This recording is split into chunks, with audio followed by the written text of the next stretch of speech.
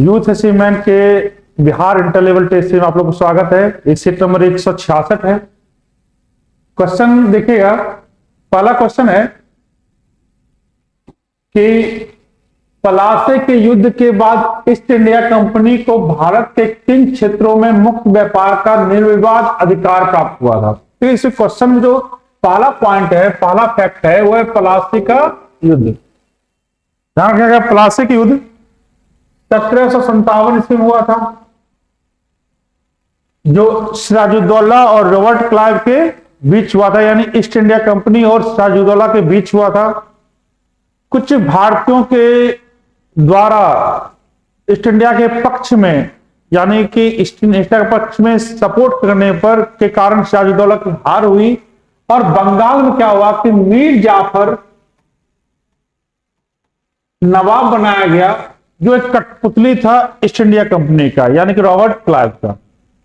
उसके कारण से बिहार में मुक्त व्यापार का निर्विवाद अधिकार प्राप्त किया। ठीक है, तो बिहार और बंगाल और उड़ीसा में मुक्त व्यापार करने का निर्विवाद अधिकार प्राप्त किया है। कब? पलासी युद्ध के बाद बंगाल और उड़ीसा में। तब बिहार भी जोड़ लीजिए क्योंकि बंगाल का ही भाग था बिहार और उड़ीसा। क्वेश्चन में यानी आंसर क्या हुआ, 1 और 2 हो गया। लेकिन ध्यान रखना कि एक होता है दीवानी अधिकार। दीवानी अधिकार का मतलब होता है राजस्व वसूलने का अधिकार। राजस्व वसूलने का अधिकार, राजस्व वसूलने का अधिकार जो उसे मिला इलाहाबाद संधि से। ईस्ट इंडिया कंपनी को इलाहाबाद के संधि के द्वारा 1765 में, यानी बक्सर के युद्ध के बाद। तो अगर क्वेश्चन आता है कि बक्सर के युद्ध के बाद ईस्ट इंडिया कंपनी को क्या अधिकार मिला है? राजस्व वसूलने का अधिकार। वही प्लासी युद्ध के बाद ईस्ट इंडिया कंपनी क्या मिला है? ईस्ट इंडिया कंपनी को क्या मिला? मुक्त व्यापार करने का निर्विवाद अधिकार मिला है। कहां? बंगाल और उड़ीसा में, और उड़ीसा और बिहार में। आंसर क्या होंगे? 1 और 2। ठीक है, अवध से जुड़ा हुआ फैक्ट यहां उसमें नहीं था क्योंकि बंगाल तक ही सीमा उसकी बनी हुई थी और संयुक्त प्रांत जो वर्तमान क्या कहलाता है? यूपी कहलाता है। दूसरा क्वेश्चन देखते हैं। 18वीं शताब्दी में कंपनी द्वारा बंगाल में लागू की गई दोहरी द्वैत शासन। 18वीं सदी का मतलब होता है 1701 से लेकर 1800 के बीच में कंपनी द्वारा बंगाल में लागू की गई दोहरी या द्वैत शासन व्यवस्था के संबंध नीचे दिए गए कथनों विचार कीजिए। यानी कि जो 1765 ईस्वी में दीवानी अधिकार और प्रशासनिक अधिकार का बंटवारा किया था। दीवानी अधिकार किसके पास था? ईस्ट इंडिया कंपनी के पास। प्रशासनिक अधिकार किसके पास था? बंगाल के नवाब के पास। ठीक है, आते हैं। पहला है बंगाल का राजस्व पर कंपनी का नियंत्रण था। यह ऑप्शन सही है। पुलिस और न्यायिक शक्तियों पर नवाब का नियंत्रण था। ध्यान रखा कि पुलिस जो सेक्शन आया है ये 1772 में आया था, जब भारत ने क्या पुलिस व्यवस्था को जन्म दिया था, जो कि 1793 में 93 में कार्नवालिस के द्वारा क्या हुआ? कार्नवालिस के द्वारा सिविल सेवा के रूप में सिविल सेवा का जन्म हुआ और पुलिस सेवा को अलग कर दिया गया। और न्यायिक शक्तियां जो है सुप्रीम कोर्ट की स्थापना 1774 में की गई थी। यानी जो दोनों सेक्शन था वो द्वैत शासन से नहीं जुड़ा हुआ था और बाद में हुआ था, यानी कि वो जुड़ा था रेगुलेटिंग एक्ट से। यानी कि ये ऑप्शन होगा ही नहीं। प्रशासन दायित्व कंपनी और उसके अधिकारियों पर था। प्रशासन दायित्व किसके पास था? नवाब के पास। तो क्या आंसर हो जाएगा? केवल एक आंसर होंगे। ठीक है, ध्यान रखा कि दीवानी अधिकार ईस्ट इंडिया कंपनी पर, प्रशासनिक अधिकार नवाब के पास था। ब्रिटिश द्वारा किस भारतीय राज्य का अधिग्रहण कुशासन के आधार पर किया गया था? ठीक है, तो ऑप्शन वाइज देख लेते हैं। झांसी पर अधिकार किया गया था डॉक्ट्रिन ऑफ लैक्स पर, व्यक्तिगत सिद्धांत, व्यक्तिगत नीति के आधार पर क्या हुआ? क्या झांसी पर अधिकार किया गया था? ध्यान, झांसी पर अधिकार किया गया था 1853 में लॉर्ड डलहौजी के द्वारा। यानी कि गोद लेने की प्रथा खत्म कर दी गई थी। इस कारण से कोई अगर वैलिड उत्तराधिकारी नहीं हो उसे ईस्ट इंडिया कंपनी में मिला लिया जाएगा। अवध 1856 में कुशासन के आधार पर, ठीक है। सतारा पहला था जो व्याप्त नीति के अंतर्गत किया गया था 1848 में, 1848 में। और इस दोनों क्या था, लॉर्ड डलहौजी के समय इंक्लूडिंग 1856, लॉर्ड डलहौजी। मैसूर को मिलाया गया था, ध्यान रखना, सहायक संधि से।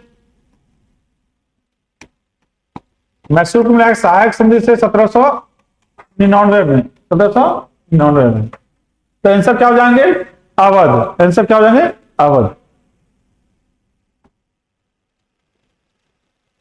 नेक्स्ट क्वेश्चन है, रैयतवारी बंदोबस्त के संदर्भ में नीचे दिए कथनों पर विचार कीजिए। ध्यान रखना, रैयतवारी बंदोबस्त के बारे में जान लीजिए। रैयतवारी बंदोबस्त कहां लागू था, बॉम्बे और मद्रास में, बॉम्बे और मद्रास में रैयतवारी बंदोबस्त लागू था।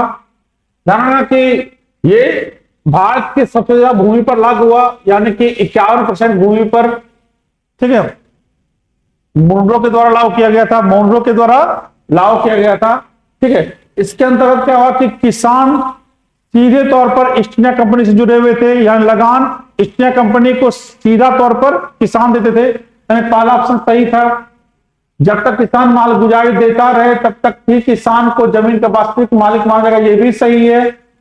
माल गुजारी निर्धारण समय समय पर किया जाएगा, ठीक है। यानी कि 33% से लेकर 66% तक क्या हो सकता है, वेरी कर सकता है।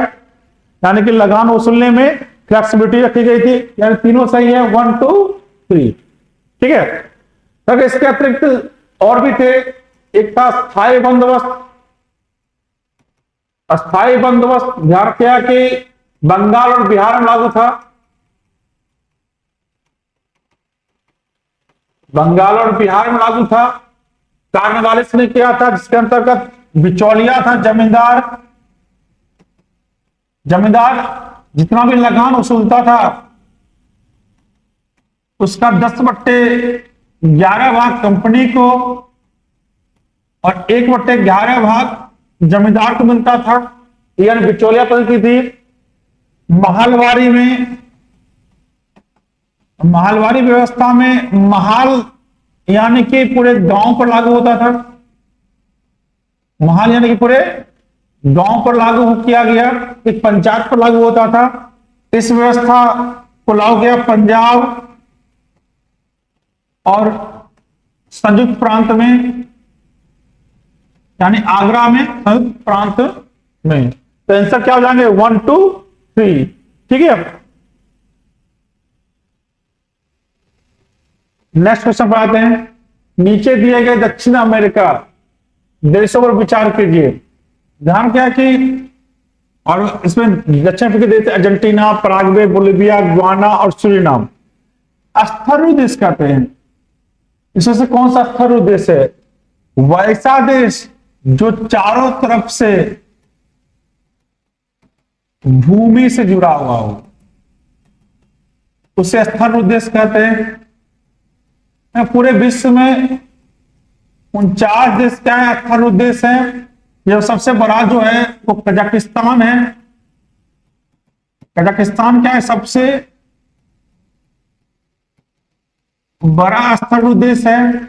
और सबसे छोटा क्या है, वेटिकन सिटी है, लैंडलॉक सिटी, लैंडलॉक कंट्री में सबसे छोटा क्या है, वेटिकन सिटी। इस 49 देशों में ध्यान रखिए, नॉर्थ अमेरिका में एक भी देश क्या है कि अस्थायी देश नहीं है। लेकिन साउथ अमेरिका में 2 देश क्या है कि अस्थायी देश हैं। 2 देश अस्थायी देश है, जो क्या है, पराग्वे और बोलिविया। पराग्वे और बोलिविया। आंसर क्या जाएंगे, 2 और 3। आंसर 2 और 3, आंसर 2 और 3, ठीक है। भारत के आसपास भी देख लीजिए, अफगानिस्तान, नेपाल, भूटान, ये सब क्या है, लैंडलॉक कंट्री हैं, लैंडलॉक कंट्री। मंगोलिया अस्थायी देश। दक्षिण अफ्रीका महाद्वीप में किस क्षेत्र में पाए जाने वाले वनों को मोंटेना कहते हैं, मोंटाना कहते हैं। यहाँ की साउथ अमेरिकन कंट्रीज का देखा रूपरेखा देखा जाए तो एंडीज पर्वत फैला हुआ है। ये क्या है कि एंडीज पर्वत है। तो एंडीज पर्वत ध्यान रखना कि पश्चिमी ढाल ये जो सेक्शन है, ध्यान में ज्यादातर इस सेक्शन में क्या होता है कि अटकामा डेजर्ट है, अटकामा मरुस्थल है। लेकिन इस तरफ क्या है कि वन है, पूर्वी ढालों में वन है। इसी वन को कहते हैं मोंटाना।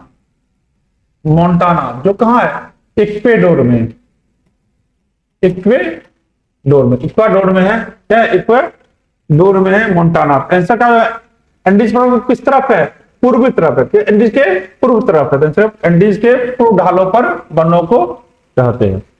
पश्चिम ढाल पर क्या है, अटकामा डेजर्ट, विश्व का सबसे शुष्कतम क्षेत्र, विश्व का सबसे ड्राई जो स्थान प्लेस है क्या है, अटकामा डेजर्ट है। वही आर्द्रतम प्रदेश है मासीनाम, आर्द्रतम जगह है मासीनाम। तो आंसर क्या जाएंगे, पूर्वी ढालों के वनों को कहते हैं मोंटाना। मूल रूप से इक्वाडोर के वनों को कहा जाता है मोंटाना। क्योंकि यही क्या है कि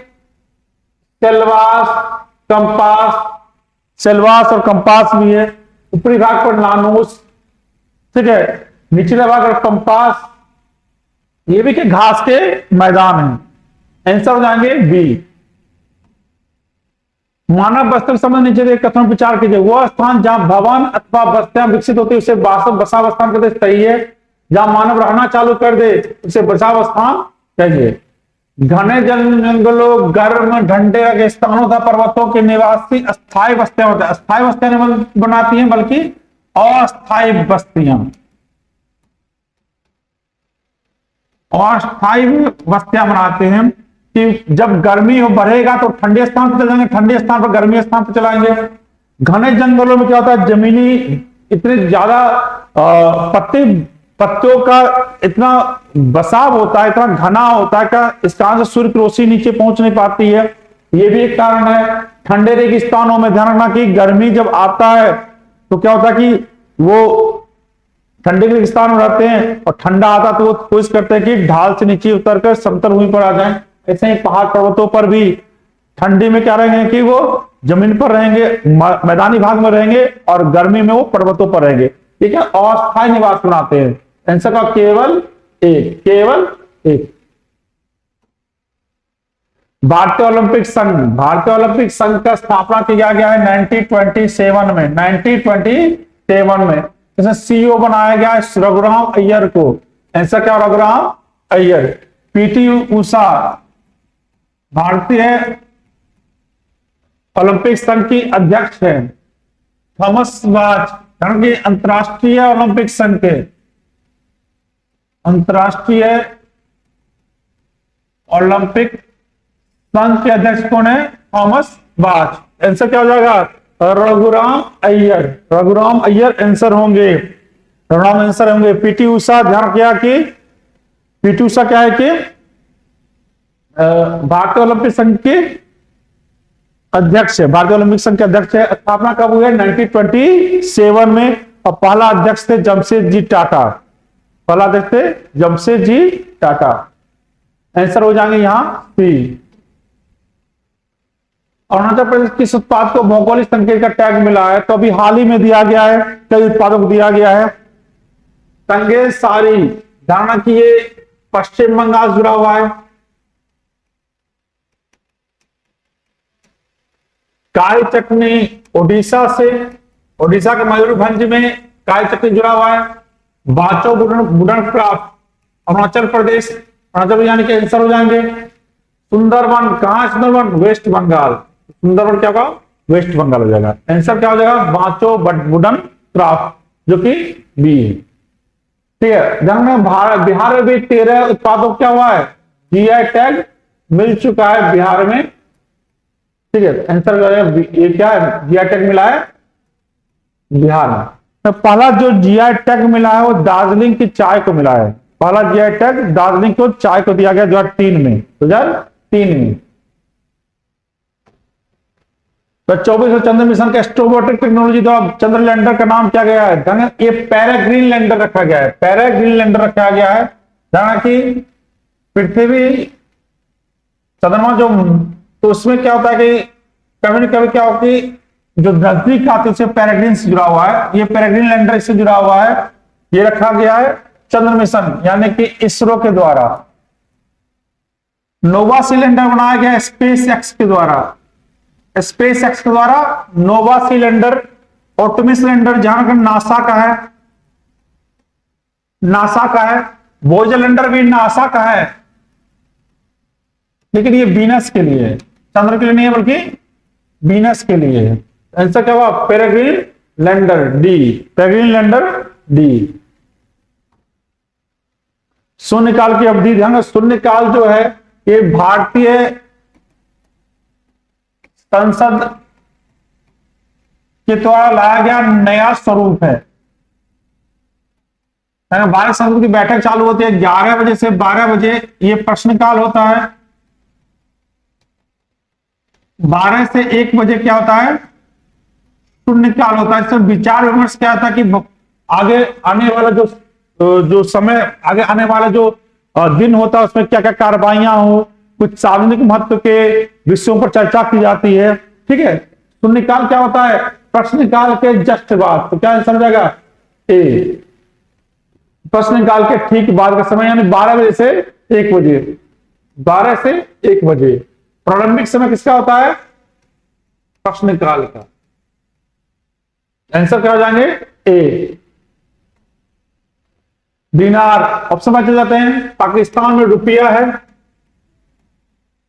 ईरान का रियाल है, दक्षिण सूडान का सूडानी पौंड है, सूडानी पाउंड है, और लीबिया क्या है? दिनार है, लीबिया का दिनार है। लीबिया ध्यान रखिएगा कि एक अफ्रीकन कंट्री है, अफ्रीका में स्थित है। आंसर क्या हो जाएंगे? सी। आंसर क्या होंगे? सी। डोंस्टक, लुहांस, जोपोरिजिया, खेरसान, यानी ये जितने प्रदेश हैं ये लौ क्षेत्र हैं जो कहां के हैं? यूक्रेन के। ये यूक्रेन के हैं।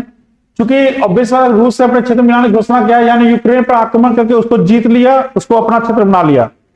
यानी युद्ध में सबसे ज्यादा नुकसान संसाधनों का होता है। किसी देश के संसाधन को क्या होता है कि हड़पा जाता है। जैसे कि इराक पर आक्रमण किया गया तो वहां के तेल हड़पा गया, वैसे क्या रूस ने आक्रमण करके लोहा क्षेत्र को हड़पाया। आंसर क्या होगा? यूक्रेन। मैनरहीम रेखा रूस और फिनलैंड के बीच में, जर्मनी और पोलैंड के बीच में, जर्मनी और पोलैंड के बीच में ध्यान रखिए कि ऑर्डरे निस रेखा, ऑर्डरे निस रेखा फ्रांस और जर्मनी के बीच में मैगिनॉट रेखा, भारत और पाकिस्तान के बीच में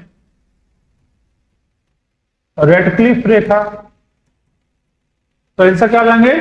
रूस और फिनलैंड, रूस और फिनलैंड। डॉक्टर नेता की राजनीति में अतिवादी और सामाजिक विषयों के प्रति रूढ़िवादी, ये बाल गंगाधर तिलक। यहाँ के अतिवादी थे यानी कि गरमदस्त जुड़े हुए थे, तब सामाजिक विषयों पर चाहते नहीं थे कि चेंज हो, परिवर्तन हो।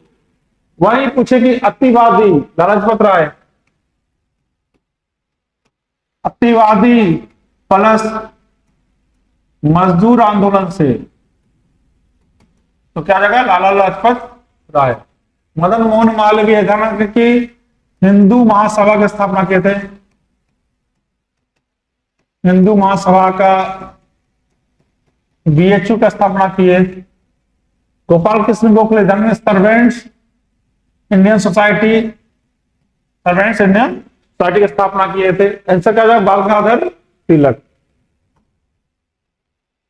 कांग्रेस स्थापना समय उपस्थित नहीं थे सुरेंद्रनाथ बनर्जी। 1885 में स्थापना की गई थी लॉर्ड डफरिन के समय, और पहली बैठक बुलाई गई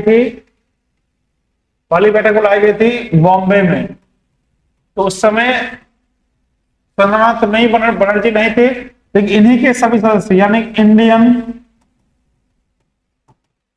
एसोसिएशन के जितने भी सदस्य थे वही क्या हुआ, कांग्रेस का निर्माण ये। कभी यहां से पूछे कांग्रेस की पूर्ववर्ती संस्था कौन थी, इंडियन एसोसिएशन। ठीक है, दादा भाई नौरोजी कांग्रेस नाम दिए हैं, कांग्रेस नामकरण किए। पहले इसका नाम भारतीय संघ था, उसका नाम किए कांग्रेस। जी सुब्रमण्यम अय्यर, धारणा कि ये दक्षिण भारत के वृद्ध व्यक्ति कहलाते हैं, grand old man of South India.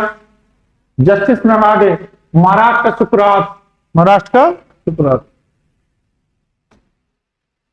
स्वतंत्र भारत के प्रथम विदेश मंत्री जवाहरलाल नेहरू। वर्तमान में कौन है, एस जय शंकर वर्तमान में विदेश मंत्री हैं। गुलजार नालंदा, धारणा कि 2 बार कार्यवाहक प्रधानमंत्री रहे, कार्यवाहक प्रधानमंत्री रहे। जॉन मथाई, भारत के प्रथम उद्योग मंत्री, शासक। गणतंत्र भारत के प्रथम वित्त मंत्री।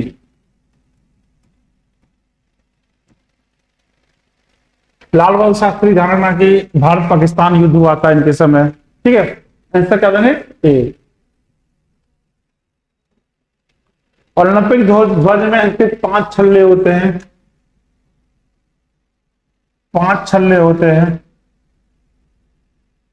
धारणा कि ब्लैक जो होता है वो अफ्रीका महाद्वीप के लिए है, ग्रीन जो है, ग्रीन ध्यान रखिए अमेरिका के लिए है। ग्रीन क्या है, अमेरिका के लिए है, अमेरिका महाद्वीप के लिए है, ग्रीन अमेरिका के लिए है, sorry green red, sorry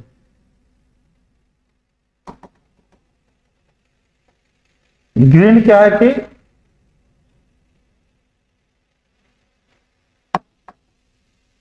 Australia के लिए क्या है, ग्रीन है। रेड अमेरिका के लिए, येलो जो है येलो एशिया के लिए, और ब्लू यूरोप के लिए। ये 5 महाद्वीप को 5 छल्ले कर देता है, इनसे क्या 5 महाद्वीप। अफ्रीका ब्लैक हो जाएगा, ग्रीन ऑस्ट्रेलिया, रेड अमेरिका, ठीक है, और येलो एशिया, ब्लू क्या हुआ यूरोप, ब्लू यूरोप। आंसर जाएंगे 5 महाद्वीप। मानव चंद्रमा पहला कदम रखा था 1969 में, ध्यान रखना 1969 में पहला कदम रखा था। और जो अपोलो 17 नामक जहाज अंतरिक्ष यान से 1966 में लूना 6 नामक क्या हुआ, पहला अंतरिक्ष यान चंद्रमा पर गया था। तो अंतरिक्ष यान चंद्रमा पर गया 1966 में लूना 6 में, लेकिन मानव कब गए हैं 1969 में मानव गए, नील आर्मस्ट्रॉन्ग, ठीक है, और एड्रिनल। आंसर क्या हो जाएगा 1969। अंटार्कटिका भारत का तृतीय शोध केंद्र है। ध्यान रखना कि अंटार्कटिका पर पहला जो शोध था वो था दक्षिण गंगोत्री, 1983 में बनाया गया था। दूसरा था मैत्री, और तीसरा है भारती, तो भारती। वही आर्कटिक क्षेत्र पर हिमाद्री क्या है, आर्कटिक क्षेत्र पर। आंसर क्या लाएंगे भारती। पहला दक्षिण गंगोत्री, दूसरा मैत्री और तीसरा भारती। बंगाल खाड़ी बने चक्रवातों की समान दिशा क्या होगी, ध्यान रखना कि ये बे ऑफ बंगाल है और यहां क्या है अरबियन सी है, और यहां हिंद महासागर है। तो यहां अगर चक्रवात होता है तो क्लियर है कि यहां लो प्रेशर बनेगा, और यहां क्या होगा हाई प्रेशर बनेगा तो यहां से हवा क्या होगा कि यहां इस तरफ आएगी, इधर सारे बे ऑफ बंगाल से आ रही है चक्रवात, तो क्या होगी समान सा क्या होगा कि ईस्ट पूर्व से पश्चिम को, ईस्ट से वेस्ट की ओर, यानी क्या होगा ईस्ट से वेस्ट की ओर, पूर्व से पश्चिम की ओर, और पश्चिम से पूर्व कहां से होगी अरब सागर से, अरब सागर से पूर्व से पश्चिम। उत्तर दक्षिण ध्यान रखिएगा, उत्तर दक्षिण जनरली क्या होता है कि मानसून की होती है, दक्षिण पूर्व साउथ वेस्ट मानसून को उत्तर से दक्षिण। आंसर क्या लेंगे ए। किनका उत्पादन खरीफ के मौसम में नहीं होता है, जौ और सरसों क्या है रवि फसल है, रवि फसल जौ और सरसों है, जौ और सरसों रवि फसल है। कुत्तों के दौड़ के लिए प्रसिद्ध व्हाइट सिटी स्टेडियम ध्यान लंदन में है। कुत्तों की दौड़ की जाती है तो कुत्तों की दौड़ लंदन, लंदन कहाँ है इंग्लैंड में, आंसर क्या होगा लंदन यानी इंग्लैंड। ठीक है, बाकी ऑप्शन में कुछ ऐसा नहीं है। मौलिक अधिकार संबंध निम्नलिखित अनुच्छेद में एक बच्चों के शोषण सीधा संबंध रखता है, देखते हैं। अनुच्छेद 17 अस्पृश्यता कांड, अनुच्छेद 19 स्वतंत्रता, अनुच्छेद 23 बंधुआ मजदूरी, मानव व्यापार, मानव तस्करी और बाल श्रम पर क्या अनुच्छेद 24 यानी 14 वर्ष से कम के बच्चों को भारी और नशीला काम नहीं दिया सकता है। क्या होगा आंसर अनुच्छेद 24, अनुच्छेद 24। ठीक है, अवशिष्ट पर्वत उदाहरण नहीं है, अरावली अवशिष्ट पर्वत है, तो अवशिष्ट पर्वत उसे कहते हैं पर्वत निर्माणकारी प्रक्रिया, पर्वत निर्माणकारी प्रक्रिया नहीं हो। विंध्याचल अवशिष्ट पर्वत है, अवशिष्ट पर्वत है क्योंकि फ्यूजियामा, फ्यूजियामा क्या है ज्वालामुखी पर्वत, तो इसका उदाहरण नहीं है, तो आंसर क्या लगा फ्यूजियामा, आंसर क्या होगा फ्यूजियामा। ठीक है, कुल्लुम कुल्लुम कहाँ है तमिलनाडु में, रूस की सहायता से, रूस के सहायता से, कनाडा की सहायता से तारापुर, तारापुर कनाडा के, अमेरिका की सहायता से, अमेरिका की सहायता से तारापुर, आंसर क्या होगा रूस, क्या होगा रूस। तो कुल्लुम कुल्लुम में ध्यान रखना कि थोरियम का यूज किया जाता है, थोरियम का यूज किया जाता है। कौन सा संविधान संशोधन यह कहता है ग्राम पंचायत में 1/3 सीटों पर महिलाओं का आरक्षित, 73वां क्या हो 73वां संविधान संशोधन 1992 के आधार पर मिनिमम 33% और मैक्सिमम 50% आरक्षण दिया जा सकता है महिलाओं को हर स्तर पर।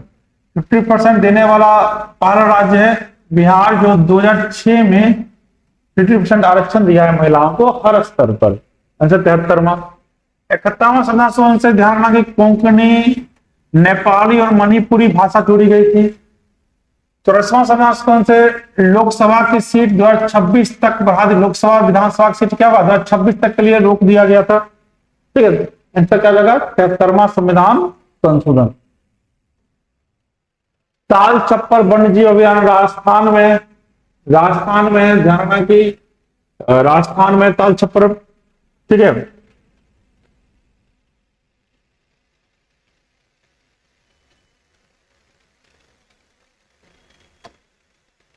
सत्रह में 1918 में गांधी जी द्वारा अहमदाबाद के मिल मजदूरों की हड़ताल, किस लिए हड़ताल था प्लेग बोनस को लेकर, प्लेग बोनस को लेकर मजदूरी कितना बढ़ोतरी की गई 35%, ऐसा का 35%। ध्यान रखिए पहले चंपारण हुआ था, उसके बाद हुआ था अहमदाबाद, उसके बाद खेरा। चंपारण पहला सत्याग्रह था, अहमदाबाद में पहला भूख हड़ताल और खेड़ा में स्वामी ने अवज्ञा का प्रयोग किए थे। तो अहमदाबाद में क्या हुआ, पहला भूख हड़ताल का प्रयोग किए थे। पंचायत स्तर पर राज सरकार प्रतिनिधित्व कौन करता है, ग्राम का मुखिया, मुखिया करता है, ठीक है। ब्लॉक स्तर पर पंचायत समिति, ब्लॉक स्तर पर पंचायत समिति। यूरो कप यूरोप में हर 4 साल पर खेला जाने वाला फुटबॉल का टूर्नामेंट है। 2021 में खेला गया था, जिसके विजेता थे इटली। इटली ने जीता है, इटली ने जीता है। यूरो कप क्या है, फुटबॉल से संबंधित खेल है। नॉर्मन अर्नेस्ट बोरलॉग कहां के थे, संयुक्त राज्य अमेरिका के। ये हरित क्रांति के पिता कहे जाते हैं। संयुक्त राज्य अमेरिका के। प्रयोग कहां के थे, मैक्सिको में। प्रयोग मैक्सिको में किए थे। भारत में प्रयोग क्या किया, एमएस स्वामीनाथन के द्वारा। एमएस स्वामीनाथन के द्वारा भारत में प्रयोग किया गया था 1966-67 की हरित क्रांति नाम दिया गया विलियम गॉड के द्वारा, विलियम गॉड के द्वारा। आंसर क्या जाएंगे, सी। केंद्रीय भवन अनुसंधान संस्थान रुड़की में, क्या है, रुड़की में। नागपुर में National Environmental Engineering Research Institute NEERI है। लखनऊ में धारणा की बृहस्पति अनुसंधान केंद्र है, अनुसंधान केंद्र है। सड़क अनुसंधान केंद्र दिल्ली में है।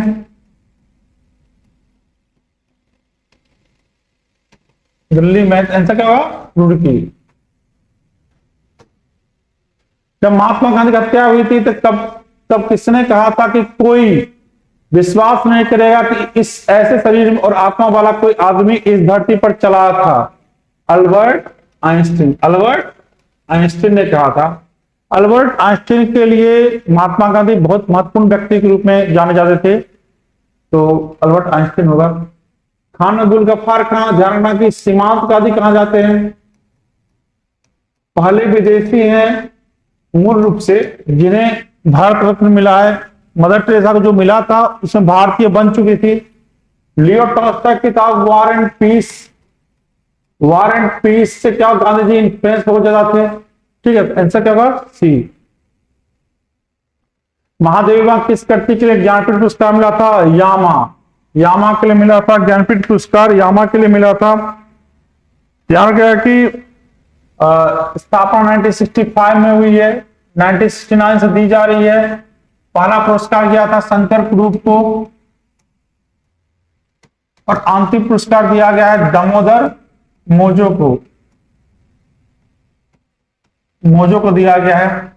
पहली महिला जो है वो है आशापूर्णा देवी।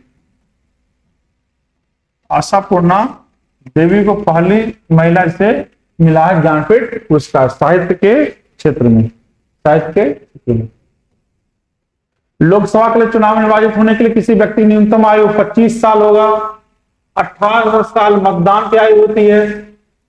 21 साल पंचायत में प्रतिनिधि के लिए, पंचायत प्रतिनिधि के लिए। 30 वर्ष राज्यसभा और विधान परिषद के लिए। 25 वर्ष लोकसभा, विधानसभा, सीएम, पीएम, मिनिस्टर, ठीक है। तो आंसर क्या हो जाएगा, 25 वर्ष। अल्टीमारा की गुफाएं जहां स्पेन में है, अल्टीमेरा गुफाएं स्पेन में है। बिरजू महाराज कत्थक जुड़े हुए हैं, बिरजू महाराज किससे जुड़े हुए हैं, कत्थक जुड़े हुए हैं। बड़ा इमामबाड़ा, कुछ ऑनलाइन क्वेश्चन है, बड़ा इमामबाड़ा कहां है, लखनऊ में। लखनऊ में बड़ा इमामबाड़ा है। भारतीय राजनीतिक व्यवस्था में से कौन सर्वोच्च है, ध्यान, संविधान। संविधान सर्वोच्च है क्योंकि संविधान में ही सर्वोच्च न्यायालय भी है, संविधान में ही संसद भी है। संविधान क्या है, सर्वोच्च। तो कार्यपालिका, विधायिका और न्यायपालिका बनाया गया है, वो संविधान से जुड़ा हुआ है। तो क्या है, संविधान। उगते सूरज का देश जापान, अर्धरात्रि सूरज का देश नॉर्वे, ठीक है, जापान हो जाएंगे। नादिर शाह ने निम्नलिखित में किसके शासन के दौरान दिल्ली पर आक्रमण किया था? मोहम्मद शाह रंगीला के शासन के दौरान 1739 में, 1739 में। और यहां से कोहिनूर हीरा और तख्त ताउस लेकर गया था। ठीक है, आंसर का मोहम्मद शाह। और कुशियार को घृणित कायर कहते थे। सैयद बंधु का कठपुतली था। जहांगीर शाह लंपट मूर्ख।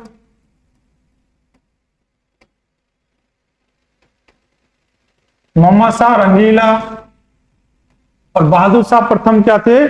साहे बेखबर। आंसर क्या होगा कि बी, मोहम्मद शाह।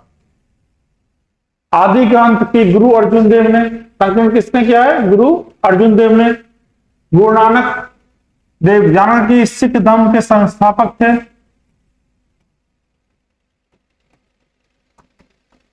संस्थापक। गुरु रामदास ने अमृतसर नगर बसाया।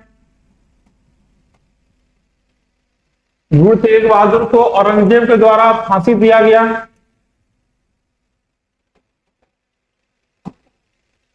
औरंगजेब के द्वारा फांसी दिया गया।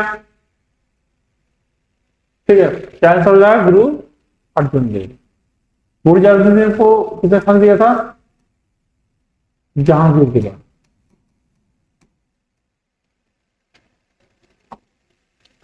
पूर्व का सिराज जौनपुर कहते हैं।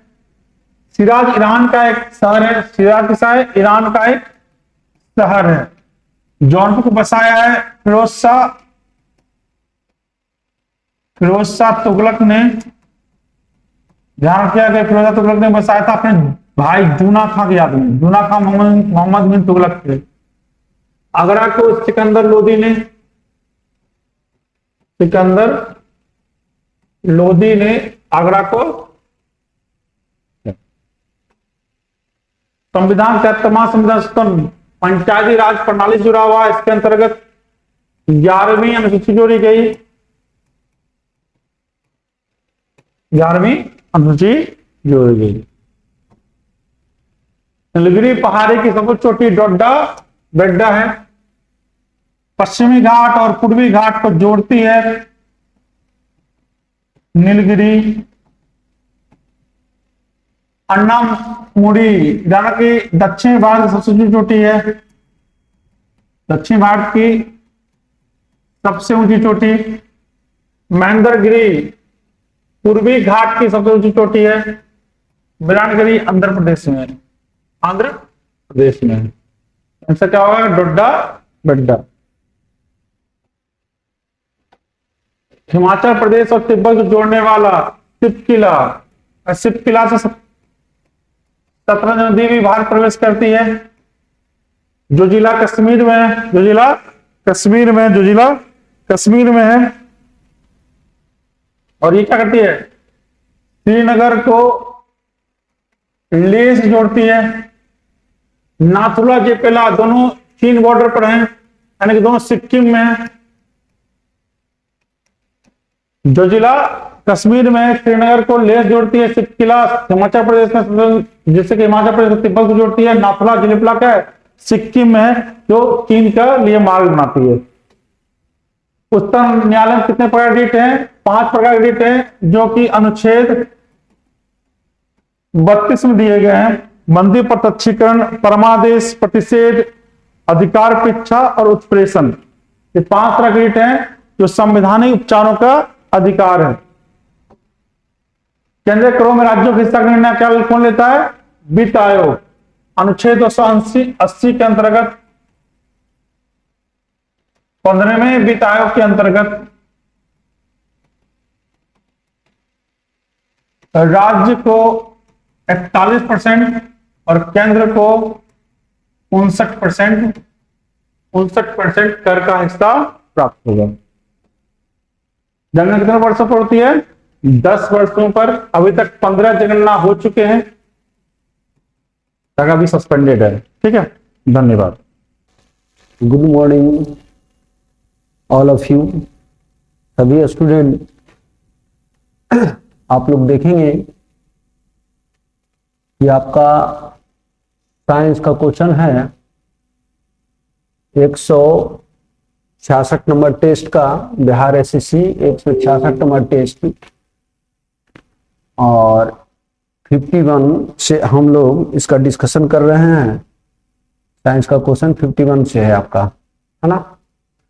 तो सबसे पहले आपका क्वेश्चन है वो देखिएगा कि परमाणु क्रमांक 22 वाले तत्व का आवर्त तालिका में किस आवर्त को प्रदर्शित करता है। यानी तो हम लोग जानते हैं कि कैल्शियम का 20 होता है, कैल्शियम का एटॉमिक नंबर 20 होता है ना। अस्केंडियम का कितना होता है भाई, तो 21 होता है। टाइटेनियम का कितना होती है, तो 22 होता है। तो आपका ये 22 दे दिया है कि 22 परमाणु क्रमांक वाले तत्व का आवर्त सारणी में क्या होगा, है ना। तो हम लोग 22 वालों को जब देखते हैं तो क्या होता है 22, यानी हम लोग देखते हैं कि 1s2 2s2 2p6 3s2 3p6 4s2 3d2 हो जाएगा, है ना। तो कौन सा आवर्त हो जाएगा, तो 2 दूनी 4, यानी करा आवर्त कर रहा है। इस तत्व का आवर्त तालिका में इस आवर्त को प्रदर्शित करता है। ये तो फोर्थ ग्रुप हो गया, आवर्त भी क्या हो गया, चौथा हो गया। इसलिए आंसर आपका बी होगा। 52 में सौर विकिरण निम्न में से किस प्रास में दिखती है ना। तो सौर विकिरण में देखते हैं हम लोग कि 380 नैनोमीटर, है ना, नैनोमीटर से लेकर के 700 नैनोमीटर तक इसका रेंज है, प्रास है ना। हम लोग का देखते हैं क्या कि 380 नैनोमीटर से लेकर के 700 नैनोमीटर तक इसका प्रास है। लेकिन आपका जो चॉइस में दिया हुआ है 100 से 400, एक गलत हो जाएगा। दूसरा दिया है 400 से 200 कर दिया, यानी 2000 भी होता तो भी नहीं होता, ये भी नहीं होगा। 740 से ऊपर का रेंज कर दिया, इसमें हम लोग मारेंगे डी, इनमें से कोई नहीं, क्योंकि इसका रेंज कितना होता है 380 नैनोमीटर से 700 नैनोमीटर। इस प्रकार आंसर आपका डी होगा। नेक्स्ट क्वेश्चन है 53 नंबर। 53 नंबर में आपका क्या कह रहा है कि सूर्य में कौन सा परमाणु ईंधन होता है। सूर्य में कौन सा परमाणु ईंधन होता है। तो सूर्य में भारी मात्रा में हाइड्रोजन पर्याप्त मात्रा में पाया जाता है। हाइड्रोजन को जब संलयन होता है, हाइड्रोजन जब संलयन होती है, यानी हाइड्रोजन जब जुड़ता है तो यहाँ पर हीलियम का निर्माण होता है। और इसके दौरान बहुत सारे एनर्जी यहाँ से क्या होता है, रिलीज करता है ना। संलयन के दौरान बहुत सारे एनर्जी रिलीज करता है, हाई एनर्जी रिलीज करता है। तो सूर्य में कौन सा परमाणु ईंधन का कार्य करता है, तो ईंधन का कार्य हम लोग क्या मारेंगे, हाइड्रोजन को मारेंगे। अगला क्वेश्चन, असमान द्रव्यमान वाले दो पत्थर समान वेग से ऊर्ध्वाधर के रूप में फेंका जाता है। यानी कह रहा है कि असमान द्रव्यमान करने के मान लिया जाए कि एक 1 kg का हो और दूसरा 2 kg का हो, और दोनों को क्या किया गया, ऊपर की ओर बीगा गया। तो यहां कर निम्नलिखित में से क्या घटित होगा। पहला कर दिया भारी द्रव्यमान अधिक ऊंचाई तक जाएगा, हल्का द्रव्यमान अधिक ऊंचाई तक जाएगा, दोनों बराबर ऊंचाई तक जाएगा। इनमें से कोई नहीं, कोई भी अधिक ऊंचाई तक जा सकता है ना। तो हम लोग जानते हैं ऊंचाई निकालने के लिए हम लोग जानते हैं v² बराबर u², और ऊपर बिग रहे हैं तो माइनस होगा 2gh, इसलिए u², यानी ऊपर कहीं ना कहीं जाकर के क्या होगा, एक टॉप पर जाने के बाद वो क्या होगा, 0 होगा, यानी वेलोसिटी उसका 0 होगा। तो ये अगर 0 मान लिया जाए तो u² बराबर 2gh, यानी मास का कोई डिपेंड नहीं होता है। किस पर डिपेंड कर रहा है, तो आपका g पर डिपेंड कर रहा है। किस पर डिपेंड कर रहा है, g पर डिपेंड कर रहा है। तो लेकिन दोनों का वेलोसिटी क्या क्या है, समान, इसलिए h बराबर हम लोग कह सकते हैं कि h बराबर अगर इसको हम लोग लिखें तो इधर क्या हो जाएगा, u² बाई 2g। तो यहाँ पर वेलोसिटी क्या क्या है, समान कर दिया है, g क्या है, दोनों में एक ही लगेगा, इसलिए दोनों एक ही हाइट ऊंचाई करेगा। तो आपका चॉइस के अनुसार से दिया है कि भारी द्रव्यमान अधिक ऊंचाई तक जाएगा, गलत बात। हल्का दरमियान अधिक ऊंचाई तक जाएगा, गलत बात। दोनों बराबर ऊंचाई तक जाएगा, आंसर आपका सी होगा। नेक्स्ट क्वेश्चन, इनमें से कौन सी धातु बड़े नगरों को वायु प्रदूषण के लिए चिंता की जनक है ना? निकेल, क्रोमियम, तांबा, सीसा। ये सीसी नहीं है, ये सीसा है ना, लेड है, इसको कहते हैं हम लोग, लेड कहते हैं, सीसा कहते हैं, है ना। तो जो इनमें से कौन सी धातु बड़े नगरों में वायु प्रदूषण के लिए, है ना, कल कारखानों, ठीक है, कल कारखानों में जो यूज होता है वो मुख्य रूप से शीशा है। आंसर आपका क्या होगा? डी होगा। नेक्स्ट क्वेश्चन 56 में, sweet crude oil, sweet crude oil क्या है ना? तो जनरली कहते हैं क्रूड ऑयल में, जो क्रूड ऑयल है उसमें मुख्य रूप से किसका होता है? तो हाइड्रोकार्बन होता है, उच्च हाइड्रोकार्बन होता है, नाइट्रोजन होता है, ऑक्सीजन होता है और सल्फर होता है ना।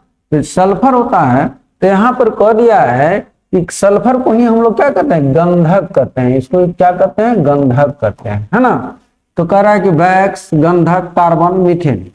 तो यहां पर कह रहा है कि जिसमें निम्नलिखित स्तर कम हो, तो जिसका अगर स्तर कम होता है किसका? यानी गंधक का, यानी सल्फर का, यानी मात्रा कम हो, है ना, तो ऐसे को हम लोग स्वीट क्रूड ऑयल कहते हैं, है ना। और जब सल्फर का मात्रा अधिक हो जाए, है ना, तो उसके सोर कहते हैं, क्या कहते हैं? सोर क्रूड ऑयल कहते हैं, सोर क्रूड ऑयल कहते हैं, सोर क्रूड ऑयल कहते हैं, है ना। कब? जब सल्फर की मात्रा अधिक हो जाए, सल्फर की मात्रा कम हो जाए तो स्वीट क्रूड ऑयल कहते हैं। इसलिए आंसर आपका बी होगा। नेक्स्ट क्वेश्चन, घरेलू डिटर्जेंट में प्रयोग होने वाले तत्वों का नाम बताइए जो नदी और झीलों में प्रदूषण के लिए मुख्य रूप से उत्तरदायी है ना।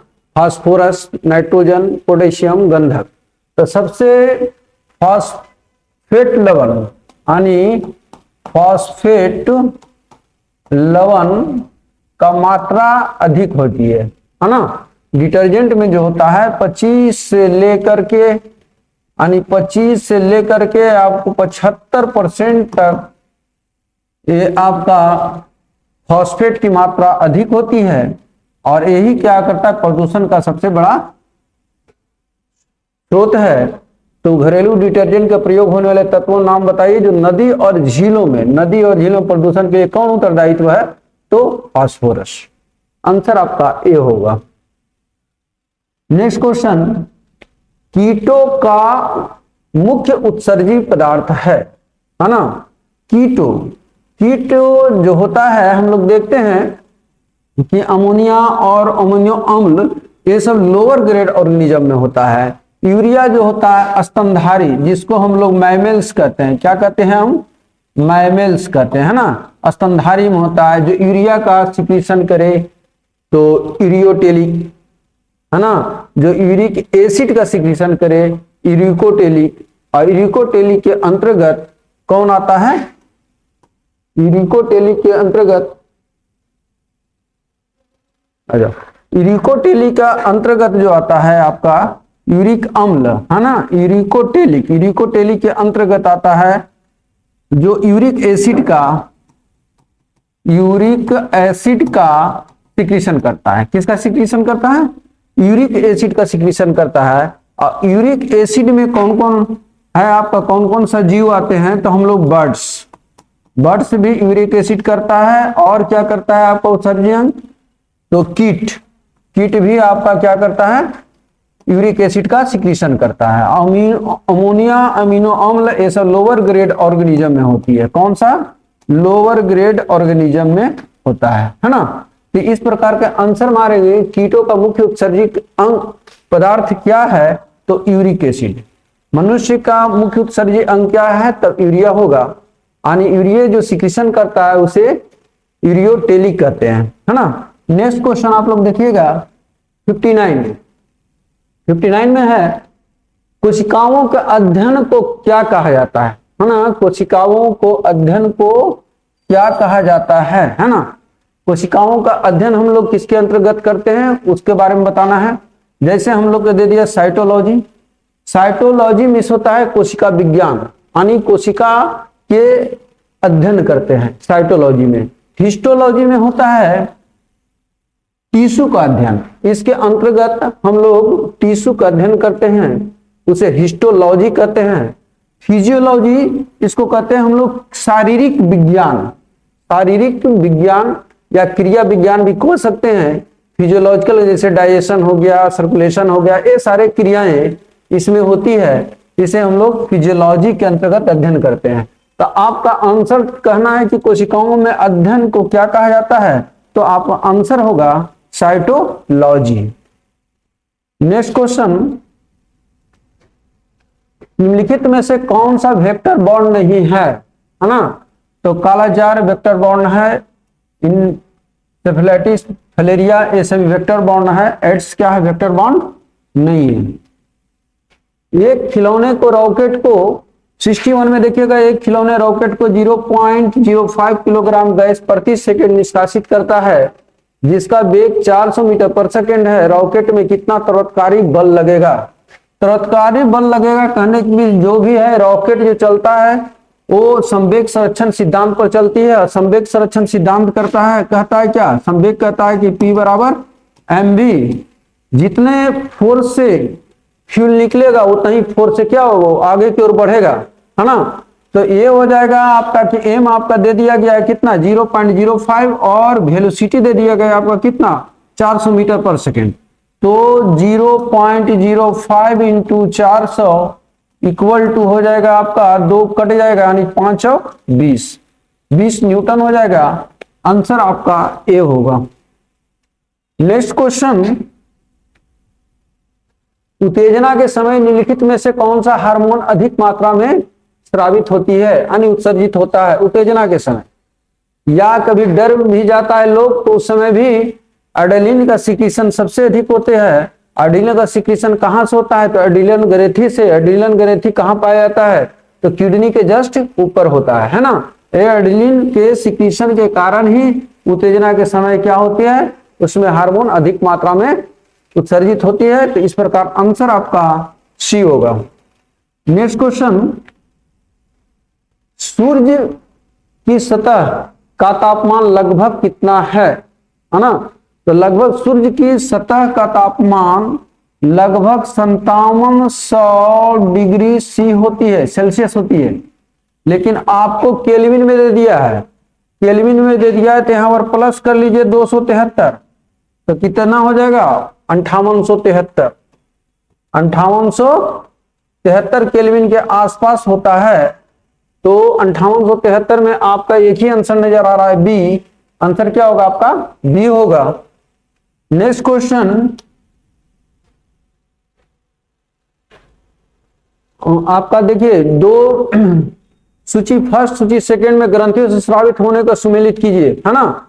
इसमें आपका दे दिया है सूची फर्स्ट और सूची सेकंड। सूची फर्स्ट में ए बी सी डी करके आपको 4 को दे दिया है और ये चारों आपको मिलान करना है। सबसे पहले दे दिया है कि एड्रिनल मेडुला, पैंक्रियाज, ओवरी और पिट्यूटरी। पिट्यूटरी ग्रंथि जो है वो मस्तिष्क में होता है। ओवरी अंडाशय जिसको कहते हैं हम लोग।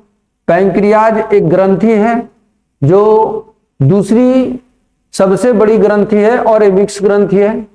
एड्रिनल मेडुला, है ना। तो ये चारों से कौन कौन सी हार्मोन स्रावित होता है इसके बारे में तो सबसे जानते हैं हम लोग कि अंडाशय से प्रोजेस्टेरोन निकलता है, पैंक्रियाज से इंसुलिन निकलती है ना। पिट्यूटरी ग्रंथि से एडिनोकोर्टिकोट्रोपिक हार्मोन, एडिनोकोर्टिकोट्रोपिक हार्मोन को ACTH भी कहते हैं। इसका पूरा फुल फॉर्म है एडिनोकोर्टिकोट्रोपिक हार्मोन, है ना। और आपका क्या बच गया, एड्रिनल मेडुला। इससे आपका इपिनेफ्रिन नामक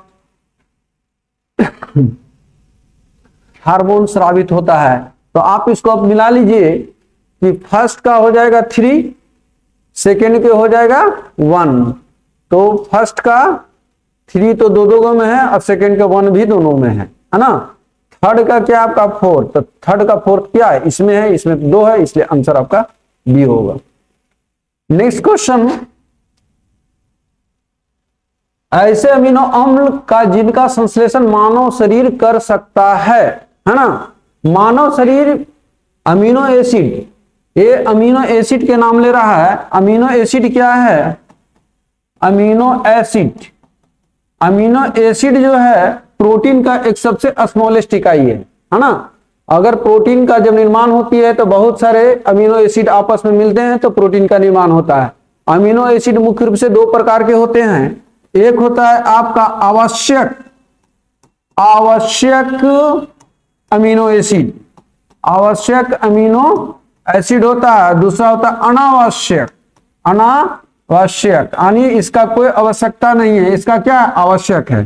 तो एक होता है आवश्यक और दूसरा होता है अनावश्यक। आवश्यक उसको कहते हैं जो हमें शरीर को आवश्यक है लेकिन हम लोग शरीर को अपने आप उत्पन्न नहीं कर पाता है, वो क्या कहता है, इंटेक ऑफ भोजन, यानी भोजन के द्वारा ग्रहण करता है, तो वैसे अमीनो एसिड को आवश्यक अमीनो एसिड कहते हैं। और जो वैसे अमीनो एसिड जो शरीर खुद ब खुद बना लेता है, उसके लिए बाहर से लेने की कोई आवश्यकता नहीं पड़ती है, तो वैसे अमीनो एसिड को अनावश्यक अमीनो एसिड कहा जाता है। अब आपका क्वेश्चन में दे दिया है, यहां पर आप ध्यान दीजिएगा, क्वेश्चन में दिया होगा ऐसे अमीनो अम्ल का जिनका संश्लेषण मानव शरीर कर सकता है। मानव शरीर किसका करेगा, अनावश्यक का। किसका करेगा, अनावश्यक का, है ना। तो आपका चॉइस देखिए यहां पर कर रहा है आवश्यक अमीनो एसिड, तो आवश्यक अमीनो एसिड मानव शरीर जब करता है तो अनावश्यक हो जाती है, इसलिए आंसर एक गलत होगा। अनावश्यक अमीनो अम्ल, आंसर आपका बी हो जाएगा। नेक्स्ट क्वेश्चन, जेट इंजन किस सिद्धांत पर कार्य करता है। जेट इंजन रेखीय समवेग संरक्षण सिद्धांत पर कार्य करती है, आंसर ए होगा आपका। बुलेट प्रूफ पदार्थ के बनाने के लिए कौन सा एक प्रयोग किया जाता है, polyvinyl chloride, polyamide and polycarbonate और पॉलीइथिलीन। तो पॉलीकार्बोनेट का यूज किया जाता है बुलेट प्रूफ जैकेट बनाने में या बुलेट प्रूफ किसी भी। प्राकृतिक गैस का प्राथमिक घटक क्या है, प्राकृतिक गैस, यानी प्राकृतिक गैस में आ जाता है मीथेन, इथेन, प्रोपेन, ब्यूटेन, ये सारे हैं, लेकिन उसका प्राथमिक कहा गया है, सबसे ज्यादा कौन पाया जाता है या प्राथमिक किसको माना गया है, तो मीथेन को। मीथेन का सूत्र होता है CH4। नेक्स्ट क्वेश्चन, 69 में निम्नलिखित में से किस कार्बनिक यौगिक को गंधक, गंध फलों जैसी होती है, गंध दे रहा है, गंध फलों जैसी होती है। Alcohol, aldehyde, ester and ether, है ना। तो अल्कोहल पंजेंट होता है, तीखा होता है, एल्डिहाइड भी तीखे होता है, इथर और एस्टर, आंसर आपका सी होगा, एस्टर होगा। 70 में निम्न में से कौन सी गैस प्रकाश संश्लेषण फोटोसिंथेसिस के दौरान आवश्यक होती है। फोटोसिंथेसिस, फोटोसिंथेसिस में क्या होते हैं, यहां पर कह रहा है निम्न में से कौन सी गैस प्रकाश संश्लेषण के दौरान अवशोषित होता है, ध्यान दीजिएगा, अवशोषित होता है कह रहा है। तो अवशोषित होता है क्या होता है, हम लोग जानते हैं कि CO2 प्लस क्या होता है H2O मिलने के बाद क्या बन जाता है प्रकाश संश्लेषण के दौरान में, तो ग्लूकोज बनता है, C6H12O6 होती है, और क्या निकलता है, ऑक्सीजन यहां से मुक्त होता है। तो यहां पर क्वेश्चन में आपका है अवशोषण, तो अवशोषण किसका होगा, कार्बन डाइऑक्साइड का। रिलीज क्या करता है, तो ऑक्सीजन करता है। तो आंसर आपका देखिए यहां पर ऑक्सीजन भी है, कार्बन डाइऑक्साइड भी है, तो अवशोषण की बात आई तो क्या हो जाएगा, कार्बन डाइऑक्साइड, आंसर आपका बी होगा। नेक्स्ट क्वेश्चन, कच्ची गाजरे में किसकी अच्छी स्रोत है, विटामिन के, विटामिन सी, विटामिन डी, क्या ऑन होगा, विटामिन ए हो जाएगा। सिजोफ्रेनिया क्या है, मानसिक रोग है, मानसिक रोग अनियंत्रित है, निकट दृष्टि दोष है, पोषक तत्वहीन जनता बीमारी है, एक तो एकदम फालतू का चीज दे दिया है। 2 है आपका मानसिक रोग, अनियंत्रित मानसिक रोग, है ना, सिजोफ्रेनिया होगा मानसिक रोग। 72 का बी, 2 वस्तुओं के बीच की दूरी अधिक कर दी जाती है तो उनके बीच गुरुत्वाकर्षण बल दो वस्तुओं के बीच की दूरी आधी कर दी जाती है तो उनके बीच का गुरुत्वाकर्षण बल क्या होगा? तो F बराबर होता है, हम लोग जानते हैं, Gm1 इंटू m2/r², यानी F inversely proportional to r², है ना। और यहां से अगर हम mg निकाल लेते हैं, यहां से अगर इसको हम लोग F बराबर mg होती है तो mg बराबर Gm1 इंटू m2/r² में g से m कट जाएगा, यानी कहीं में g को हम लोग लिख सकते हैं तो g inversely proportional to 1/r² की ही होती है ना। तो यहाँ पर कर दिया कि दो वस्तुओं के बीच की दूरी आधी कर दी जाती है तो उनके बीच का गुरुत्वाकर्षण बल, तो ये गुरुत्वाकर्षण बल क्या होगा? ये आधा कर दिया जाएगा तो 1, इसको अगर आधा का मान देते हैं 1/2 का स्क्वायर करते हैं कितना हो जाएगा? 1/4, और 4 जब ऊपर जाएगा तो 4 गुना, यानी 4 गुना बढ़ जाएगा। आंसर आपका बी होगा। नेक्स्ट क्वेश्चन 74 में करा, स्फैग्मोमैनोमीटर मापा जाता है, यानी स्फैग्मोमैनोमीटर से क्या मापते हैं? दूध का घनत्व किससे मापा जाता है? लैक्टोमीटर। क्या नाम है इसका? लैक्टोमीटर से दूध का घनत्व मापा जाता है। नेक्स्ट है दूसरा है रक्तचाप। रक्तचाप को मापा जाता है किससे? स्फैग्मोमैनोमीटर से, है ना। तो आंसर आपका इस प्रकार क्या हो जाएगा? आपका स्फैग्मोमैनोमीटर मापते हैं तो आंसर बी हो जाएगा, रक्तचाप। नेक्स्ट क्वेश्चन, खट्टे दूध में होता है एसिटिक एसिड, किसमें पाया जाता है? सिरका में। किसमें? सिरका में। साइट्रिक एसिड किसमें पाया जाता है? तो आपका संतरा में, लेंबू में, संतरा में पाया जाता है। टार्टेरिक एसिड किसमें पाया जाता है? तो इमली में पाया जाता है। लैक्टिक एसिड किसमें पाया जाता है? तो दूध में पाया जाता है।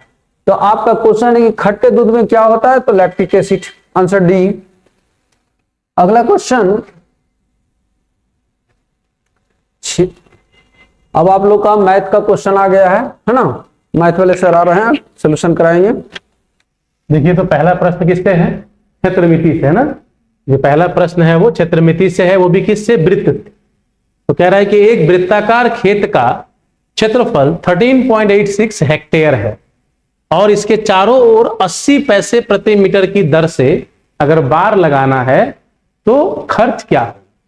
तो आपको पता होना चाहिए बाड़ का मतलब क्या है। ये अगर एक खेत है वृत्ताकार, इसके चारों तरफ से क्या लगाना है? बाउंड्री लगाना है ना, मतलब जिससे कि भेड़ बकरी अंदर ना आ पाए। तो जब आप बाड़ लगाते हैं तो उसके कहां लगाते हैं? परिधि पर लगाते हैं, उसके परिमाप पे लगाते हैं। यानी कि हमें क्या करना पड़ेगा कि इस वृत्ताकार क्षेत्र का क्या ज्ञात करना होगा? परिधि ज्ञात करना होगा। और आपको रेट तो दिया ही हुआ है 80 पैसा प्रति मीटर। इसका मतलब हुआ क्या कि हमको इसकी परिधि भी निकालनी है, और वो भी किस में निकालनी है? मीटर में निकालनी। तो आपको पता है कि एक वृत्त का परिधि क्या होता है? हम लोग कहते हैं वृत्त की जो परिधि होती है, वृत्त की परिधि 2πr होती है ना। हमारे पास यहां आर तो नहीं है, लेकिन क्या दिया हुआ है आपको? वृत्ताकार खेत का क्षेत्रफल दिया हुआ है। तो वृत्ताकार खेत का क्षेत्रफल का जो फॉर्मूला होगा वो होगा πr²।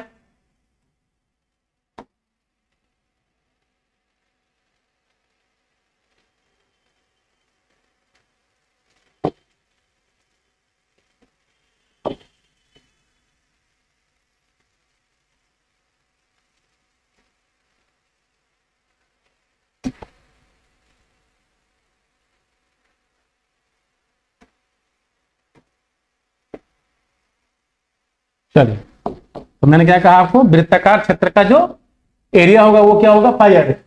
तो πr² बराबर कितना दिया गया है आपको? देखिए 13.86, वो भी किस में दिया गया? हेक्टेयर में। तो आपको क्या करना है? इसको मीटर स्क्वायर में बदलना है। तो आपको पता होना चाहिए कि 1 हेक्टेयर का मतलब क्या होता है। ये आपको कन्वर्जन पता होना चाहिए ना, कि 1 हेक्टेयर में कितना एरिया होता है।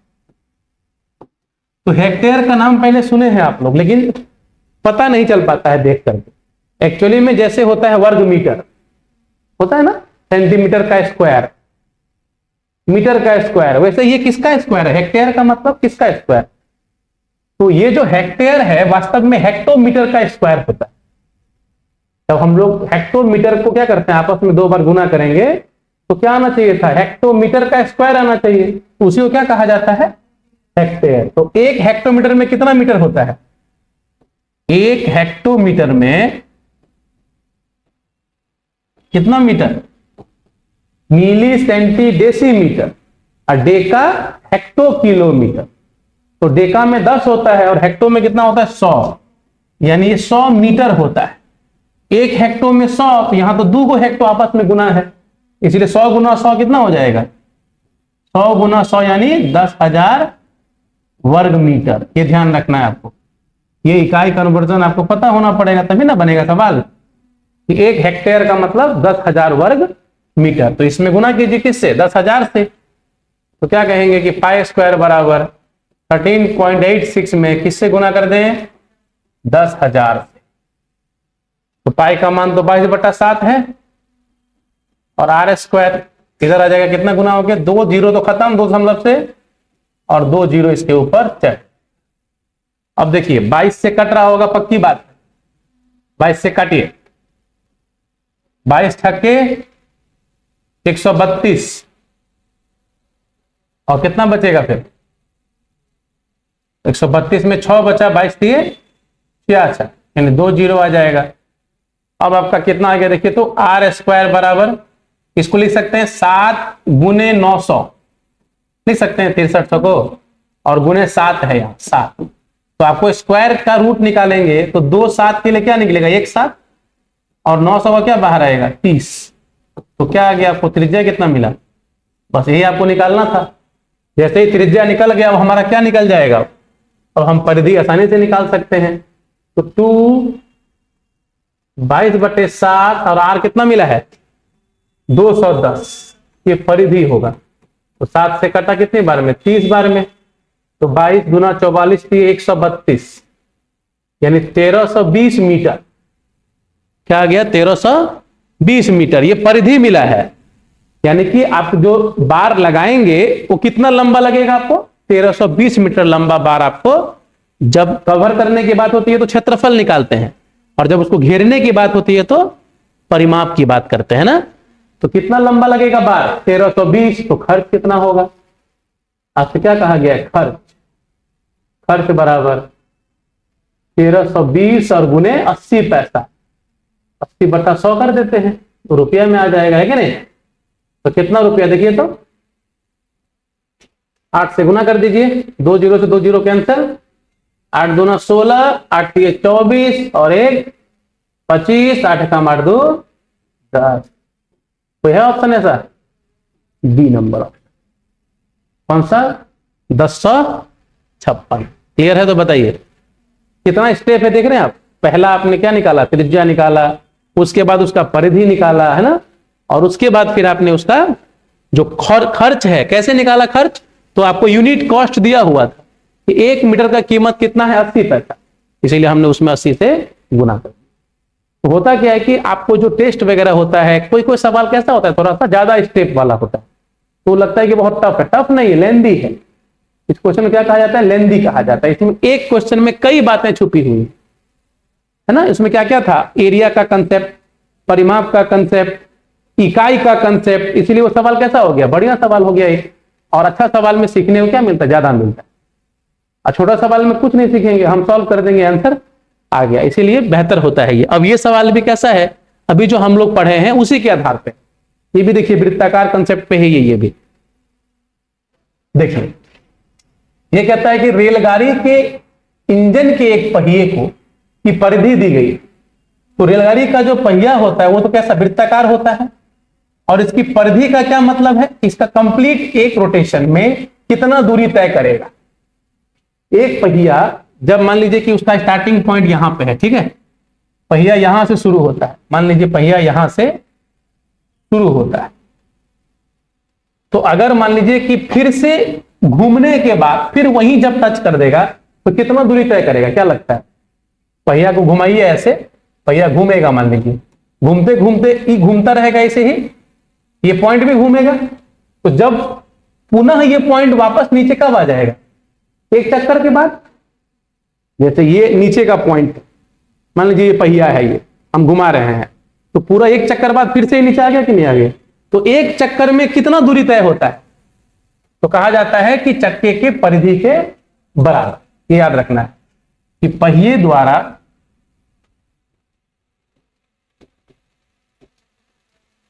पहिया द्वारा एक चक्कर में तय की गई दूरी, एक चक्कर में तय की गई दूरी क्या होती है?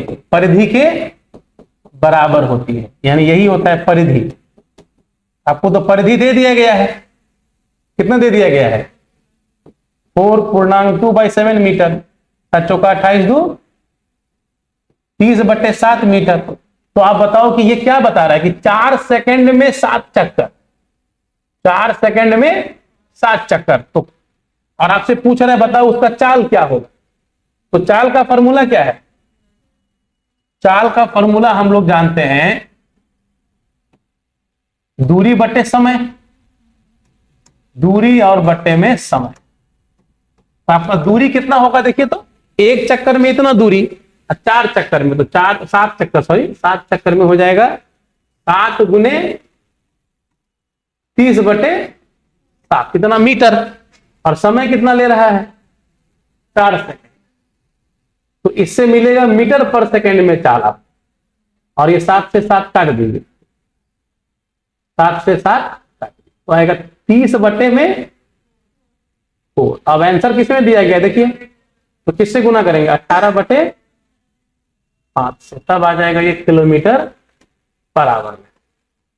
ये कट रहा है 5 से 6 बार में, और 18 छक्के 108/4 27 किलोमीटर प्रति घंटा। ठीक,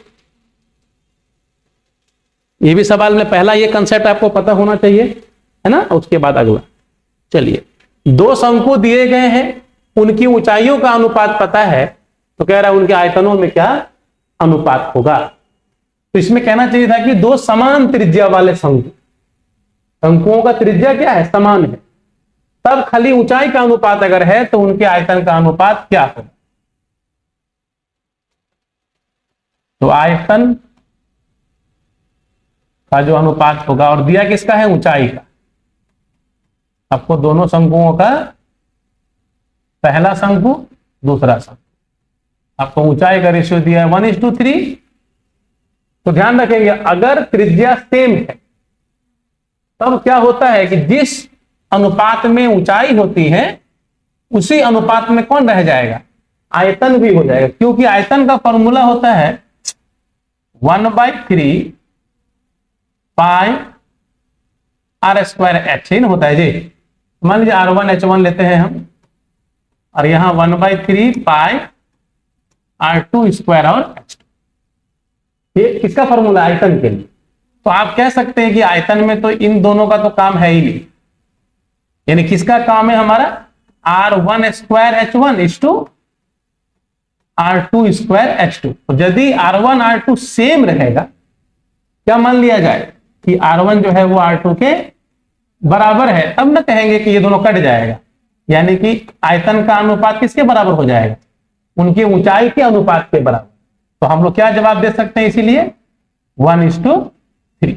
देखिए, सवाल में ऐसा कहीं नहीं कहा था कि उनकी त्रिज्या बराबर है, हम लोगों ने मान के चला, वरना कहेंगे ज्ञात नहीं कर सकते हैं। अगर त्रिज्या का अनुपात दिया ही नहीं है तो हम लोग ज्ञात नहीं कर सकते। इसमें स्पेशल केस क्या हो गया? हमें क्या लेके चलना है? दोनों की त्रिज्याएं जो है वो बराबर। तो इतना बनाने की जरूरत नहीं है, डायरेक्ट लिख देंगे 1:3 ही होगा। जिस अनुपात में त्रिज्या है जिस अनुपात में ऊंचाई है उसी अनुपात में उनका त्रिज्या होगा। आइए अब ये देखिए, अरे घूम गए जैसे चक्कर घुमा दिया। 79, एक निश्चित साधारण ब्याज दर पर 3.5 वर्षों में 1350 और 5.5 वर्ष में कितना हो जाता है? 1800। तो बताइए साधारण ब्याज की वार्षिक दर क्या होगी? आप लोग बताएं, दर निकालने के लिए क्या क्या चाहिए हमको? ब्याज चाहिए, समय चाहिए, मूलधन चाहिए। अगर हमको ये 3 चीज मिल जाए तो हम आसानी से रेट निकाल सकते हैं, क्योंकि रेट का जो फॉर्मूला है वो हम लोग क्या लिखते हैं,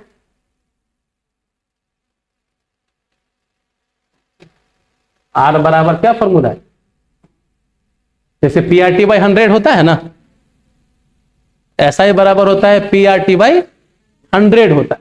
तो हमारा यदि हम आर निकाल रहे हैं तो हमारा ऊपर क्या होगा, ऐसा ही, और नीचे क्या होगा, मूलधन, और इनटू ऊपर 100 और नीचे क्या, पी, ये ना होगा आपका। तो ऐसा ही बराबर पी आर टी बाई 100।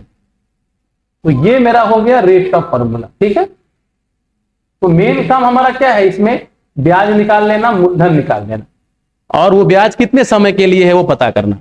तो गौर से देखिए कि ये जो ब्याज है वो 3.5 वर्षों में हो रहा है। ये कितने वर्षों में, 3.5, 1350, और एक 5.5 वर्षों में 1800। तो आप जानते हो ना कि इन दोनों के बीच जो गैप है, साधारण ब्याज को केवल क्या होता है, प्रति वर्ष प्रति इकाई समय में बराबर ही होता है। इसलिए हम क्लियर देख सकते हैं कि अगर ये 2 साल का गैप है दोनों के बीच, तो 2 साल में केवल क्या बढ़ा होगा, साधारण ब्याज, और हर वर्ष तो सेम ही होता है।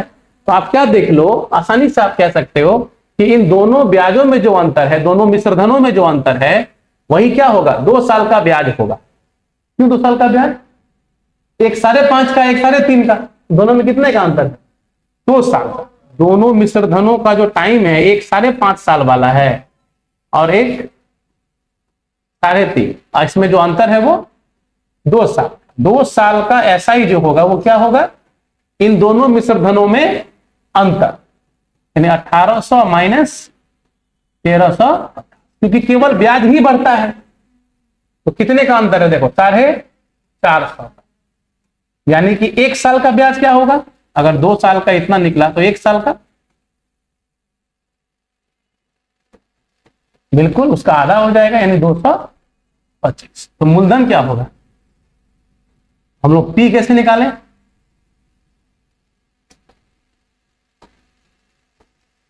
हमारा जो मूलधन होगा आपका, क्योंकि ब्याज दर तो हमको आप क्या निकालना है, मूलधन। मूलधन का फॉर्मूला क्या होता है, मिश्रधन घटाओ ब्याज। मिश्रधन कितने का है आपका, तो 3.5 वर्षों में 1350 का है। ये तो 1 साल का ब्याज है ना, तो किससे गुना करें, 3.5 से, तो 3 दूना 6, एक 7/2 से। ठीक, समझ पा रहे हैं बात। चलिए अब हमको सॉल्व करना है और इसका वैल्यू निकालना है कि मूलधन क्या होगा, 1350 माइनस, ये तो पॉइंट में आ रहा है, पूरा तो कटेगा नहीं है ना, फिर कोई बात नहीं, काटिए। 7×5 = 35, 7 × 14, 3 17, 7×5 = 35, ये तो हम लोग हटाए, ठीक है ना, हम लोग 450, ये ठीक। तो ये 7×5 = 35 का 5, 7 × 14, 3 17, 7 × 14 1 15/2। अब 2 से काटिए उसको, 2 7 14, 2 8 16, ये आ रहा है ना, घटाते हैं तो कितना आएगा, 5 बचेगा, 9 में 7 गया तो 2, फिर ये बचा कितना, 14, 14 में 8 जाएगा तो 6, और ये बच गया आपका 12 में 7 गया तो 5। अगर आप जोड़ते हैं तो जोड़ के देखिए कितना आना चाहिए, 1350। अब ये आपका कौन बन गया, मूलधन बन गया आपका। अब ब्याज कितने का, 1 साल का देख रहे हैं आप, 225 का, तो इस फॉर्मूले पे लगा दीजिए, रेट निकल जाएगा। रेट बराबर ब्याज कितना है, 1 साल का ब्याज 225, और मूलधन तो मिल चुका है 562.5, इसीलिए इंटू 100, और 1 साल का ब्याज है। चलिए एक पॉइंट हटाते हैं तो एक और 0 आ जाएगा, और 25 से काट दिया जाए, 25 दूना 50, 25 दूना 50, 25 25, तो 225 से 50 में कट जाता ना, 225 से क्या बार में कट जाएगा, इधर काट देते हैं एक ही बार में, पहला इधर इधर किया जाए, एक ही बार हम लोग काट दे रहे हैं इसको। 225 से कितनी बार में, 25 बार में, तो 25 से क्या बार में कटेगा ये, 4 बार में 40 है ना, 40%। ब्याज दर क्या आ गया? थोड़ा सा दिक्कत कौन कर दिया आपको? ये कैलकुलेटिव हो गया थोड़ा सा। वही यदि आधा आधा नहीं देता तो चीजें थोड़ी सी आसान हो जाती है, और वही इस तरह का देता है तो थोड़ा सा कैलकुलेशन क्या होता है उसका, बढ़ जाता है, और कोई दिक्कत नहीं। बढ़े आगे।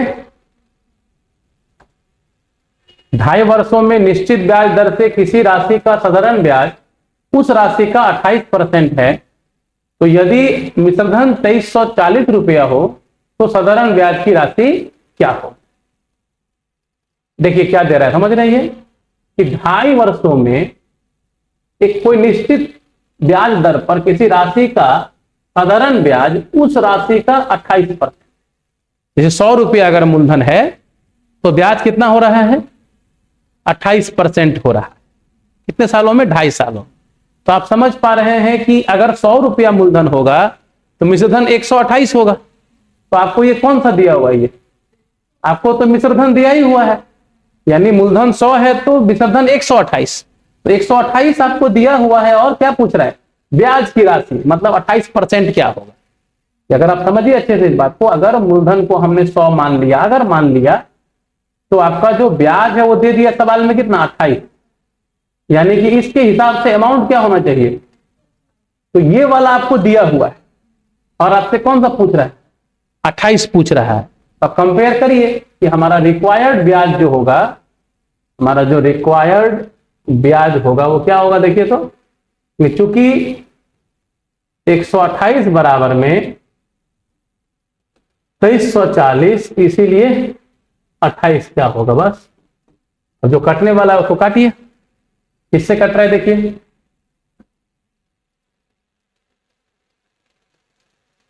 4 से तो कट रहा है पहले। 4 3 12, 4 दूना 8, और 4 7। इसको भी काट सकते हैं, इसको भी काटिए, चलिए कोई। 4 5 20, 4 8 32, और 4 5 20। अभी अगर हम लोग फिर से काटते हैं, किससे? 4 से काट देते हैं। आंसर तो पॉइंट में है ये। 4 7 4 8 32, और 4 7 28। अब कटना वाला है नहीं है। 7 5 35 का 5, 7 5 35 का 5, 7 8 56, और 3 59 का 9, और 7 5 35, और 5 बटे 8। तो 8 5 40, फिर हुआ 1, है ना। फिर कितना बचेगा? ये 15 आएगा ना। आइए तो फिर हो जाएगा आपका 15। तो फिर 8 एकम 8, 7 बचा 70, 8 8 64 हो गया। इतना जरूरत नहीं ज्यादा। कौन सा वाला आ रहा है? 511.87। ठीक है। इसमें सवाल में कुछ नहीं था, केवल क्या था? वही गुना भागा हुआ। जो भी टाइम लगेगा आपका इसके गुना भागा। आइए, 86 किलोमीटर प्रति घंटा की गति से चलने वाली 50 मीटर लंबी रेलगाड़ी को उसी दिशा में 50 की रफ्तार से चलने वाली दूसरी 75 मीटर लंबी गाड़ी को पार करने में कितना समय लगेगा? तो समय बराबर क्या होता है फॉर्मूला? समय का फॉर्मूला है आपका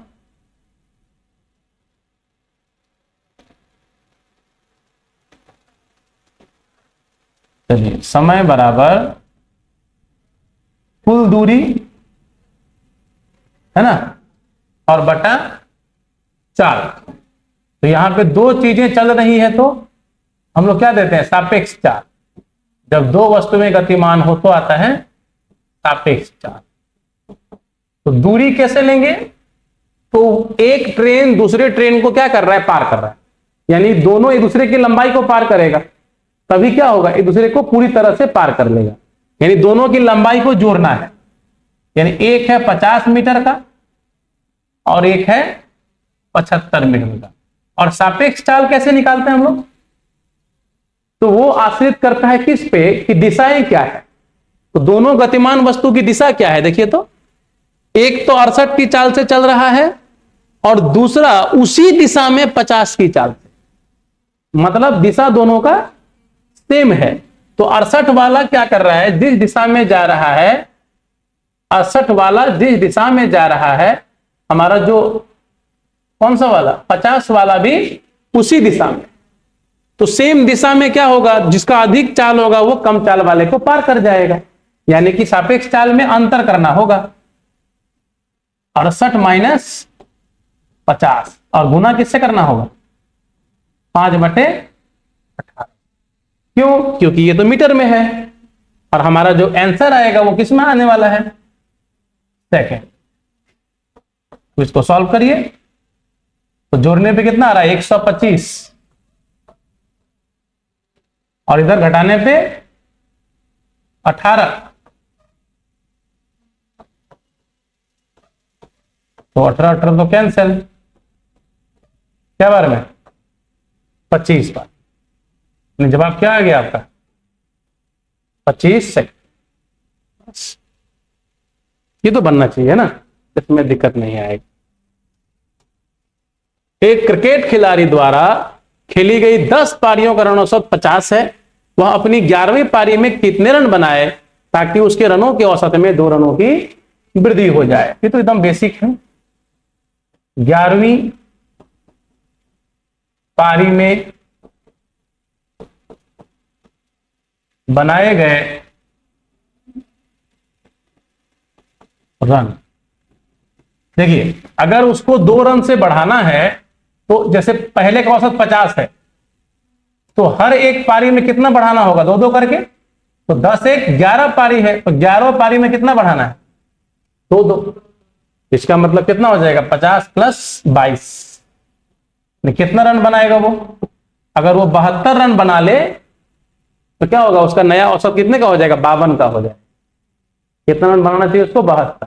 इसको आप ऐसे भी बना सकते हैं कि नया औसत में 11 गुने 52 करिए और -10 गुने 50, इससे भी आपको मिल जाएगा, है कि नहीं। 11 पारियों का कुल रन और -10 पारियों का कुल रन, जो अंतर होगा वो भी क्या होगा, 11वीं पारी में बनाया गया रन, ये भी वही मिलेगा। तो ऐसे भी बना सकते हैं।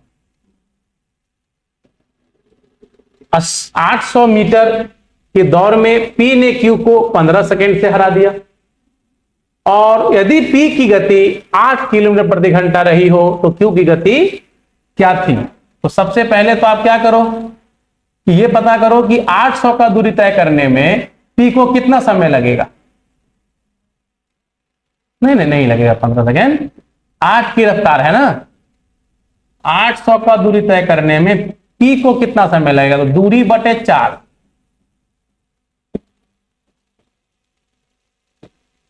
कितना सेकेंड, यानी 800, 8 × 5 = 40, ऊपर कौन जाएगा 18, यानी कितना आ रहा है देखिए तो 18 × 2 = 36, 360 सेकेंड, कितना सेकेंड आ रहा है।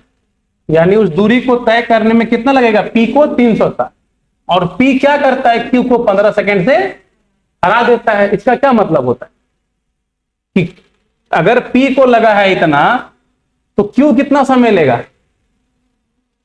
हमारा क्यू कितना समय लेगा, तो हम लोग कहते हैं कि इससे 15 सेकेंड ज्यादा, क्योंकि वो हार रहा है।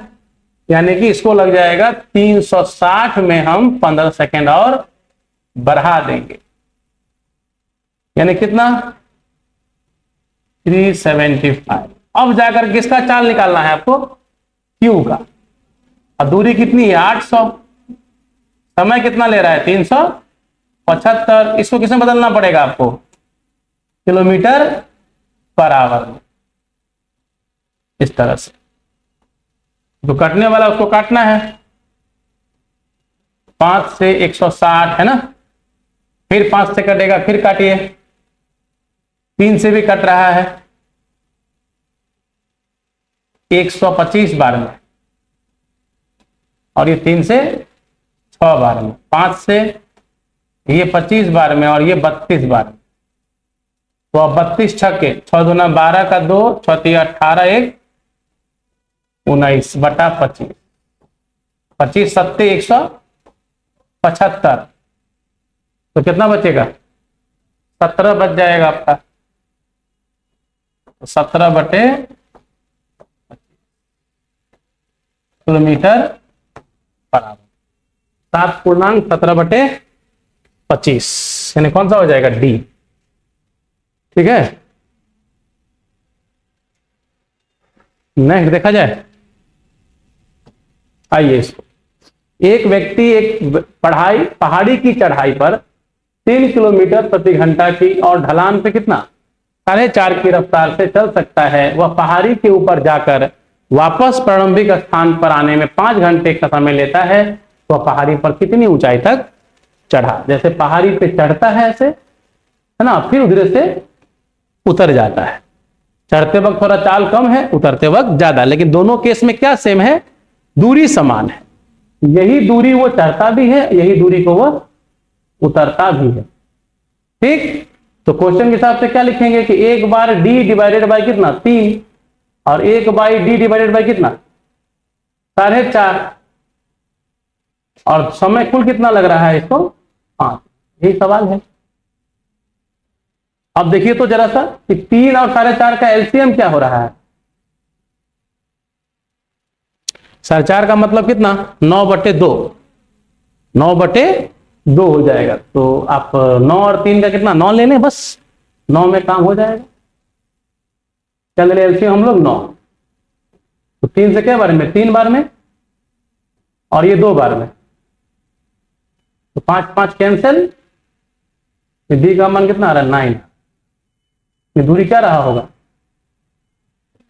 9 किलोमीटर। ठीक है, चलिए किसी संख्या को 25% कम करने पर 225 प्राप्त होता है, तो उसमें कितना वृद्धि कर दी जाए ताकि 375 प्राप्त हो? तो आप देख पा रहे हो कि 25 कम करने पे इतना आ रहा है, मतलब क्या दिया हुआ आपको 75% दिया हुआ है 225, तो 100 कितना होगा? संख्या क्या मिला आपको 300। ये आपका एक्चुअल संख्या है। ठीक, अब सवाल कह रहा है 375 मिलने के लिए कितना बढ़ाना होगा? 300 में कितना बढ़ाओगे 375 मिलेगा आपको?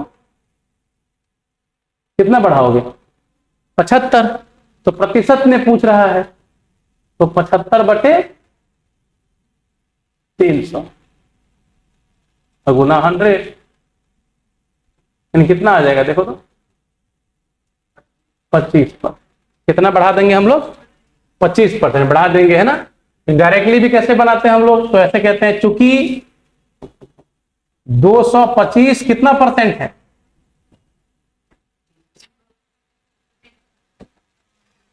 225 कितना परसेंट है 75%,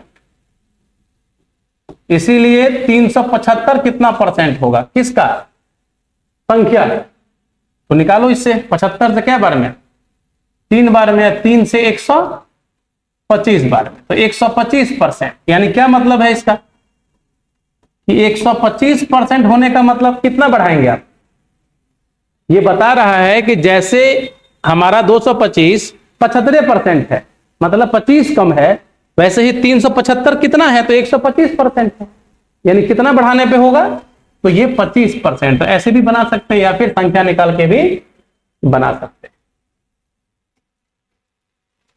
60 लीटर दूध और पानी का मिश्रण में दूध और पानी का अनुपात क्रमशः 2:1 है, और कितना लीटर पानी मिला देंगे कि यह अनुपात 1:2 का हो जाएगा। इसको भी कई तरह से बनाते हैं हम लोग।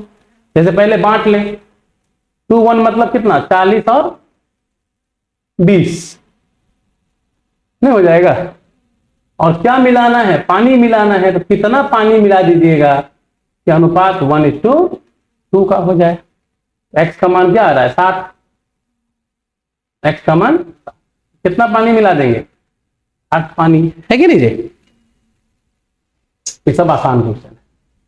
16 व्यक्ति किसी काम को 16 दिनों में समाप्त कर सकते हैं। सभी ने काम तो शुरू किया साथ में, परंतु 2 दिन के बाद 12 व्यक्ति और उसमें सम्मिलित हो गए। तो आप ये बताओ पहले कि 2 दिन बाद कितना काम बचा होगा।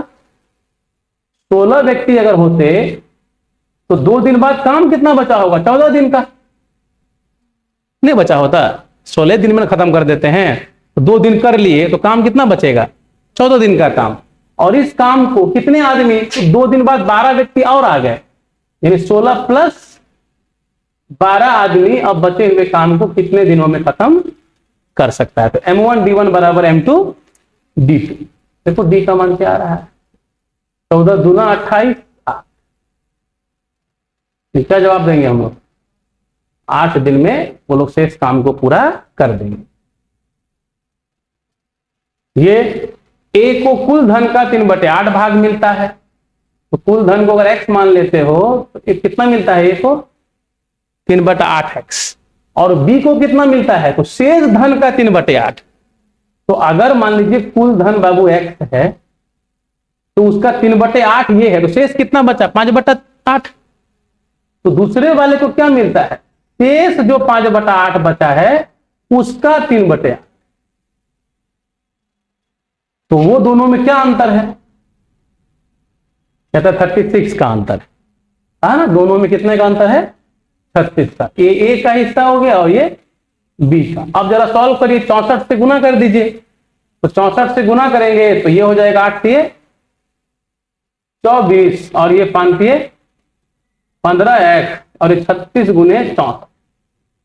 क्या किए, सब में 64 से गुना कर दिए। तो अब जरा देखिए घटाने के बाद कितना 9 आ रहा है, 9 से 4 बार में x का मान 100, कहां पे मिस किए 15, अच्छा नाम भी गलत देख रहे, 9 आया ना, ये 9 चौका 36 और 64 चौका, तो 4 चौका 16 का 6, 4 चौके 24 से 25, 256। ये भी दिक्कत नहीं कर रहा है ना, खाली यहां पकड़ना है इस बात को, ये जो हिस्सा है 3/8 दूसरे वाले का शेष का है। तो अगर टोटल x है, इसका हिस्सा कितना आ गया 3/8, तो शेष कितना बचेगा, तो 3/8 घटाएंगे इसमें से तो कितना बचेगा हमारा 5/8, और इसका 3/8 वो है ना शेष का। इसमें नहीं फंसना, इस उलझन में नहीं फंसना, ये ठीक है। किसी संख्या का 30% दूसरी संख्या में जोड़ा जाए तो दूसरी संख्या का 6/5 भाग हो जाता है। कहना क्या चाहता है, देखिए अगर पहली संख्या को x कह देते हैं और दूसरी को क्या कह देते हैं हम y, तो कह रहा है कि अगर किसी संख्या का 30%, किसी संख्या का 30% कहां जोड़ रहे हैं, दूसरी संख्या में, तो संख्या कितना हो जाता है 6/5 हो जाता है। तो सवाल है ठीक। तो अगर गौर से देखिएगा तो आंसर तो बहुत पहले ही दिख जाता है, लेकिन फिर भी समझने के लिए अगर हम उधर भेजें उसको तो कितना बचेगा, y घटाएंगे तो बचेगा 1/5 हुआ, ठीक है। तो 1/5 का मतलब, या फिर इसको चेंज करिए किसमें 3/10 में, आपकी मर्जी है। 3/10 x बराबर 1/5 हुआ। तो क्या रेशियो है दोनों में, देखिए तो 5 से 2 बार में कटेगा, क्या आ जाएगा 2:3। ये चीज बहुत पहले दिख रहा है, अगर आप प्रैक्टिस में है तो जैसे ही कहेगा 6/5 का मतलब होता है कितना परसेंट, 120%। 6/5 का मतलब 120, इसका मतलब कितना बढ़ जाएगा 20% बढ़ जाएगा। अगर आप किसी संख्या का 30% दूसरे संख्या में जोड़ते हैं तो दूसरी संख्या अपना 20% बढ़ती है। मतलब हम दिए हैं आपको 30% अपना, और आपका केवल कितना बढ़ा 20 से बढ़ा। इसका मतलब है कि मेरा 30% आपके 20% के बराबर है। डायरेक्ट लिख सकते हैं हम एक के लाइन में ये, लेकिन ऐसा कब कर सकते हैं, जब सारा समझ हो बढ़िया से, तो डायरेक्ट मार देंगे आंसर कि अच्छा x/y जो होगा वो 2:3 और ये तो मैंने क्या बनाया, जो क्वेश्चन कह रहा था वही।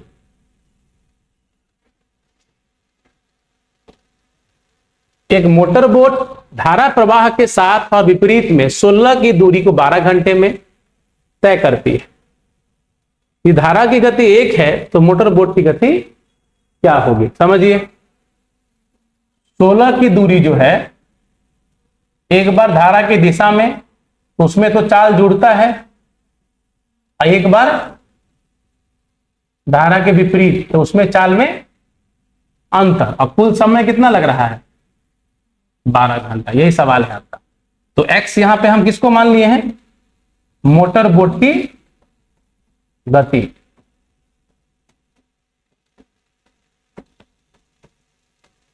हम मान लिए क्या? मोटर बोट की गति कितना? x किलोमीटर पर। अब आप क्या करो, ऑप्शन से वैल्यू रख के देखो किस में 12 आ जाता है। तो 2 से तो नहीं आएगा, 4 से भी नहीं, 3 से देखो तो 3 1 4 चौका 16, और 3 में 1 घटेंगे तो 2 8 16, यानी 8 4 12। यानी हम बाय ऑप्शन देख पा रहे हैं कि हमारा x का मान जो होगा वो 3 होगा। निर्णायक उत्तर क्या हो जाएगा? 3 किलोमीटर प्रति घंटा। हल करेंगे तो द्विघात बनेगा आपका, हल करने जाएंगे तो एक द्विघात समीकरण बनेगा। 7 डेस्क और 9 कुर्सियों की कीमत इतना है, तो 21 कुर्सी और 27 डेस्कों की कीमत क्या होगी?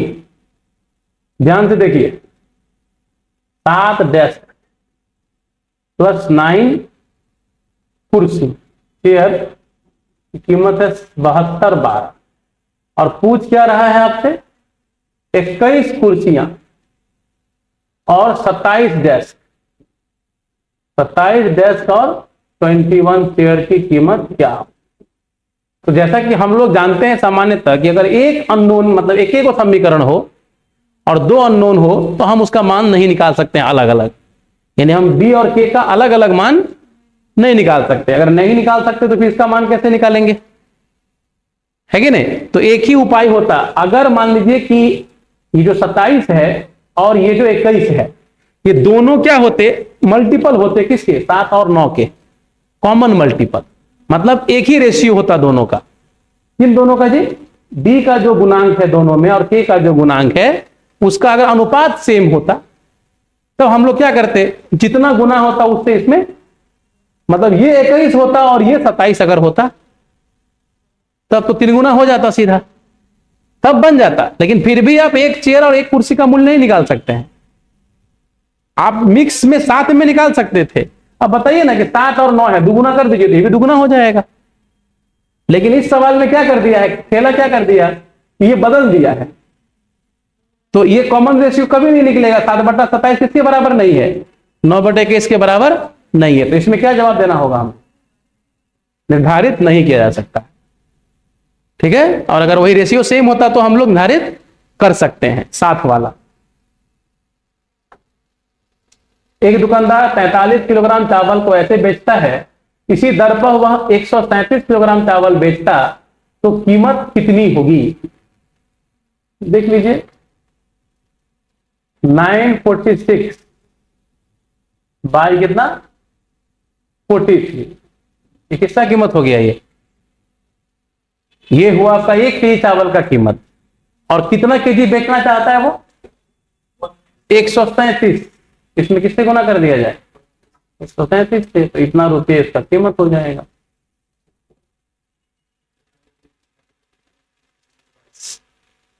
कट रहा है 22 बार में, 43 दूना 86, और 86 में फिर वही बचा 8।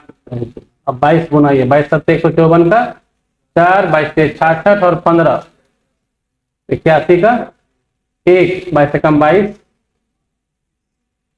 इसमें खाली क्या था आपका? कैलकुलेशन है ना, तो 3014 रुपये। अब यह एक बॉक्स में 8 दर्जन मोमबत्तियां रखी है, ऐसे 14 बॉक्स हैं, तो सभी बॉक्स में मिलाकर कुल कितनी मोमबत्तियां होगी? तो 14 8 112 ऑप्शन में नहीं है, अगर रहता तो मार देते आप लोग। एक्चुअली ये मोमबत्ती की संख्या पूछ रहा है, यहां 8 दर्जन है, यानी 8 गुने 12, अब फिर उसमें 14 से गुना करना है ना, ये ध्यान रखेंगे खाली।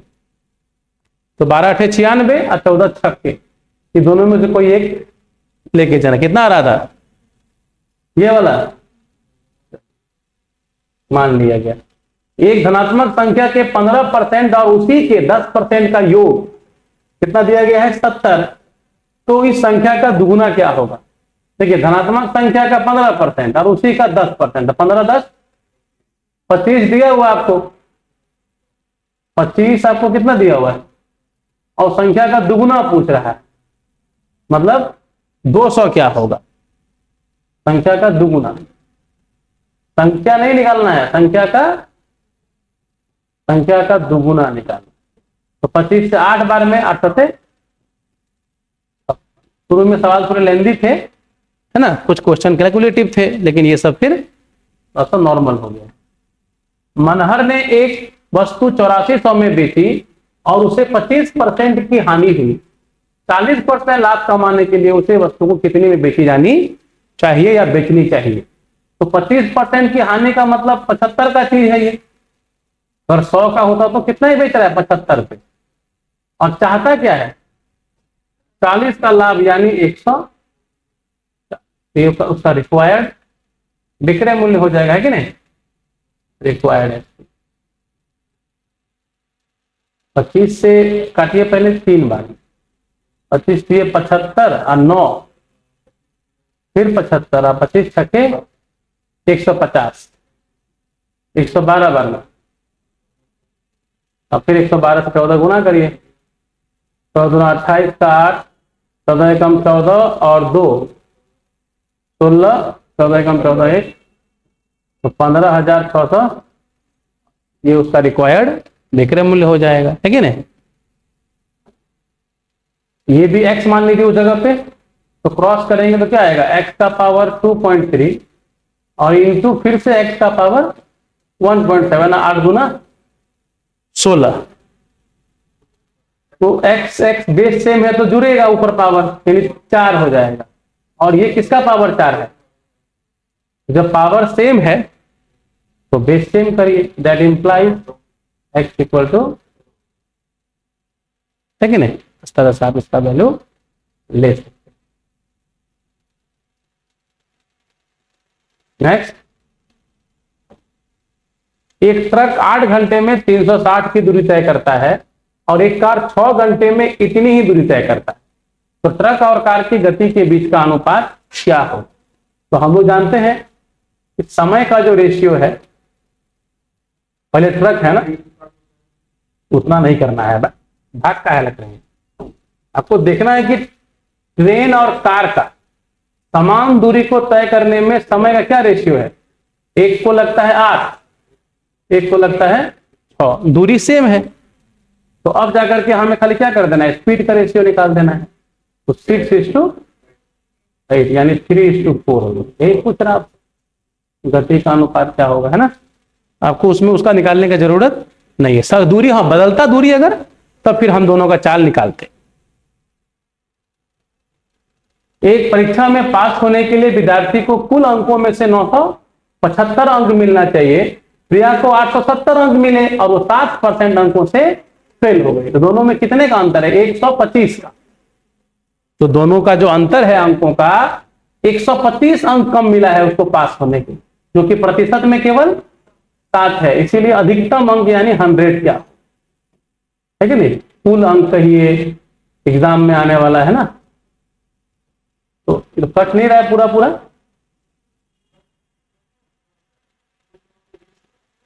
हाँ 975, अच्छा 105 होगा। हाँ तो बाई मिस्टेक 850 देख लिए इसको, ये 5 होगा। हम भी बोले कटना तो चाहिए इसको, ये 105 होगा। 105 है ना, 5 से 105 बिल्कुल। ये अब भिन्न में कह रहा है दूसरे सबसे बड़े और दूसरे सबसे छोटे भिन्न के बीच का अंतर क्या हो, यानी करना क्या है? यहाँ भिन्नों को आरोही क्रम या अवरोही क्रम में आपको सजाना होगा। अगर आप आरोही में सजाते तो बढ़ते क्रम में सजेगा, सजाना तो पड़ेगा ही आपको। तो सबसे पहले सबको क्या कर दो आप? दशमलव के रूप में। जब भी सजाना हो तो कन्वर्ट दशमलव के रूप में कीजिए, क्योंकि बाकी कोई भी नियम होता है तो क्रॉस करेंगे तो केवल 2 को कर सकते हैं, एक बारे में 2 को, सबसे छोटा निकाल सकते हैं सबसे बड़ा। कभी भी क्रम में सजाना हो या तो एलसीएम मेथड, अगर एलसीएम निकालना आसान है तो, और नहीं तो सबसे अच्छा क्या है? दशमलव कीजिए। आप उसको क्या करिए? दशमलव में कन्वर्ट कीजिए। तो ऊपर वाला क्या आएगा? 4/9 यानी कि 0.44 आने लगेगा, और 5/11 है, मतलब 11 चौके 44, कितना बचा? 6 मतलब कितना हुआ? 60। ये 4/5 हो जाएगा, है ना? आइए मत बढ़िए, हो गया, समझ जाएगा आदमी। 3/7 कितना? 7 चौके 28, कितना बचा? 2, 7 दूना 14, ये 1/4 0.25 और 2/5 0.4 है ना जी। अब आसानी से आप देख पा रहे हो कौन बड़ा है और कौन छोटा है। तो देखो, तो अरेंज करो सबसे छोटे से बड़े के क्रम में। सबसे छोटा कौन है? ऐसे अरेंज भी करने की जरूरत नहीं है, हम लोग यही से देख लेते हैं ना। कि कह रहा है दूसरे सबसे बड़े, तो सबसे बड़ा तो निकला हमारा ये, और दूसरा सबसे बड़ा कौन होगा? ये, यानी 4/9 पहला, ये दूसरा सबसे बड़ा, दूसरा सबसे बड़ा, दूसरा बड़ा है। और क्या कह रहा है? दूसरा सबसे छोटा। सबसे छोटा कौन है? ये है। और उससे कौन है? ये दूसरा। तो मतलब कितना? 2/5, मतलब 2/5। अच्छा, जरूरी नहीं है कि हम लोग ऐसे अंतर निकालें, लेकिन ज्यादा बेहतर है कि हम इससे निकालें, क्योंकि हमने यहां पे क्या किया है कि इसको तो हम लोगों ने अप्रोक्सीमेट कर दिया है, इसीलिए अंतर जब निकालना होगा तो एक्चुअल से ही निकालिएगा, अगर जोड़ना है या अंतर निकालना है। हो गया, ये दूसरा सबसे छोटा है, दूसरा सबसे छोटा 45। 9 से 5 चौके 20, 5 9 2 2 में ये है कि नहीं। अब ये 2 महिलाएं और 10 बच्चे मिलकर एक काम को 8 दिनों में पूरा करते हैं। 8 महिलाएं अकेले यह काम को 6 दिनों में, तो 10 बच्चे अकेले यह काम कितने दिनों में पूरा कर पाए? ऐसे तो बेसिक मेथड है ही हम लोग के पास। यहां जरा गौर से देखिए कि अगर 8 महिलाएं अकेले यह काम 6 दिन में करती हैं, तो 2 महिलाएं कितनी में करेगी? ये निकाल सकते हैं हम लोग कि अगर सवाल में कह रहा है कि 8 महिलाएं किसी काम कितने में करती हैं? 6 दिन में, तो 1 महिला कितने में करेंगी? 1 महिला, आदमी घटेगा तो दिन बढ़ेगा, ये विलोम अनुपात है, तो 8 छके 48 दिन में। तो कितना महिला की बात हो रही है यहां? 2 महिला। तो 2 महिला अकेले कितने में करता है? अब 2 से भाग देंगे, अब तो 24 दिन में। ये हम लोग को पहले निकाल लेना है ना। अब ये सवाल कौन सा वाला बन गया पता है? कि 2 महिला को ए मान लीजिए और 10 पुरुष को बी मान लीजिए, तो क्या कहिएगा? अगर कोई काम को ए और बी मिलकर क्या दिनों में करता है? 8 दिन में। और अकेला 2 महिला, मतलब अकेला ए उस काम कितने में करता है? 24 दिन में। तो बताइए अकेला बी कितने में करेगा? यही सवाल है। तो आप बताइए, तो अकेला बी कितने में करेगा? दोनों का एलसीएम कितना है? 24 है। कंबाइंड क्षमता 3 है, अकेले का 1, तो बी का क्षमता तो मिल ही गया, यानी 12 दिनों में। ये केवल एक मेथड है, और भी तरीके हैं, ऐसा नहीं कि ऐसे ही बना सकते हैं, है ना। और भी तरीकों से बना सकते हैं, ये हम लोग ऐसे जरूर बना सकते हैं। ठीक है, क्लियर?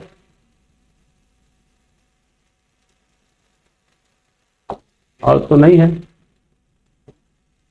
ठीक है, सारा हो गया। कोई दिक्कत हो तो बताइए, इसमें कोई दिक्कत रह गया तो मैथ्स में, है ना। सब समझ में आया? ऐसा लगा कि मैथ खराब है सो अपना नहीं ना लगा, सारा समझ में आया। इसका मतलब है कि मैथ ठीक है, ध्यान कम देते हैं हम लोग, थोड़ा ध्यान देंगे तो वो भी सब समझ में आने लगेगा। चलिए।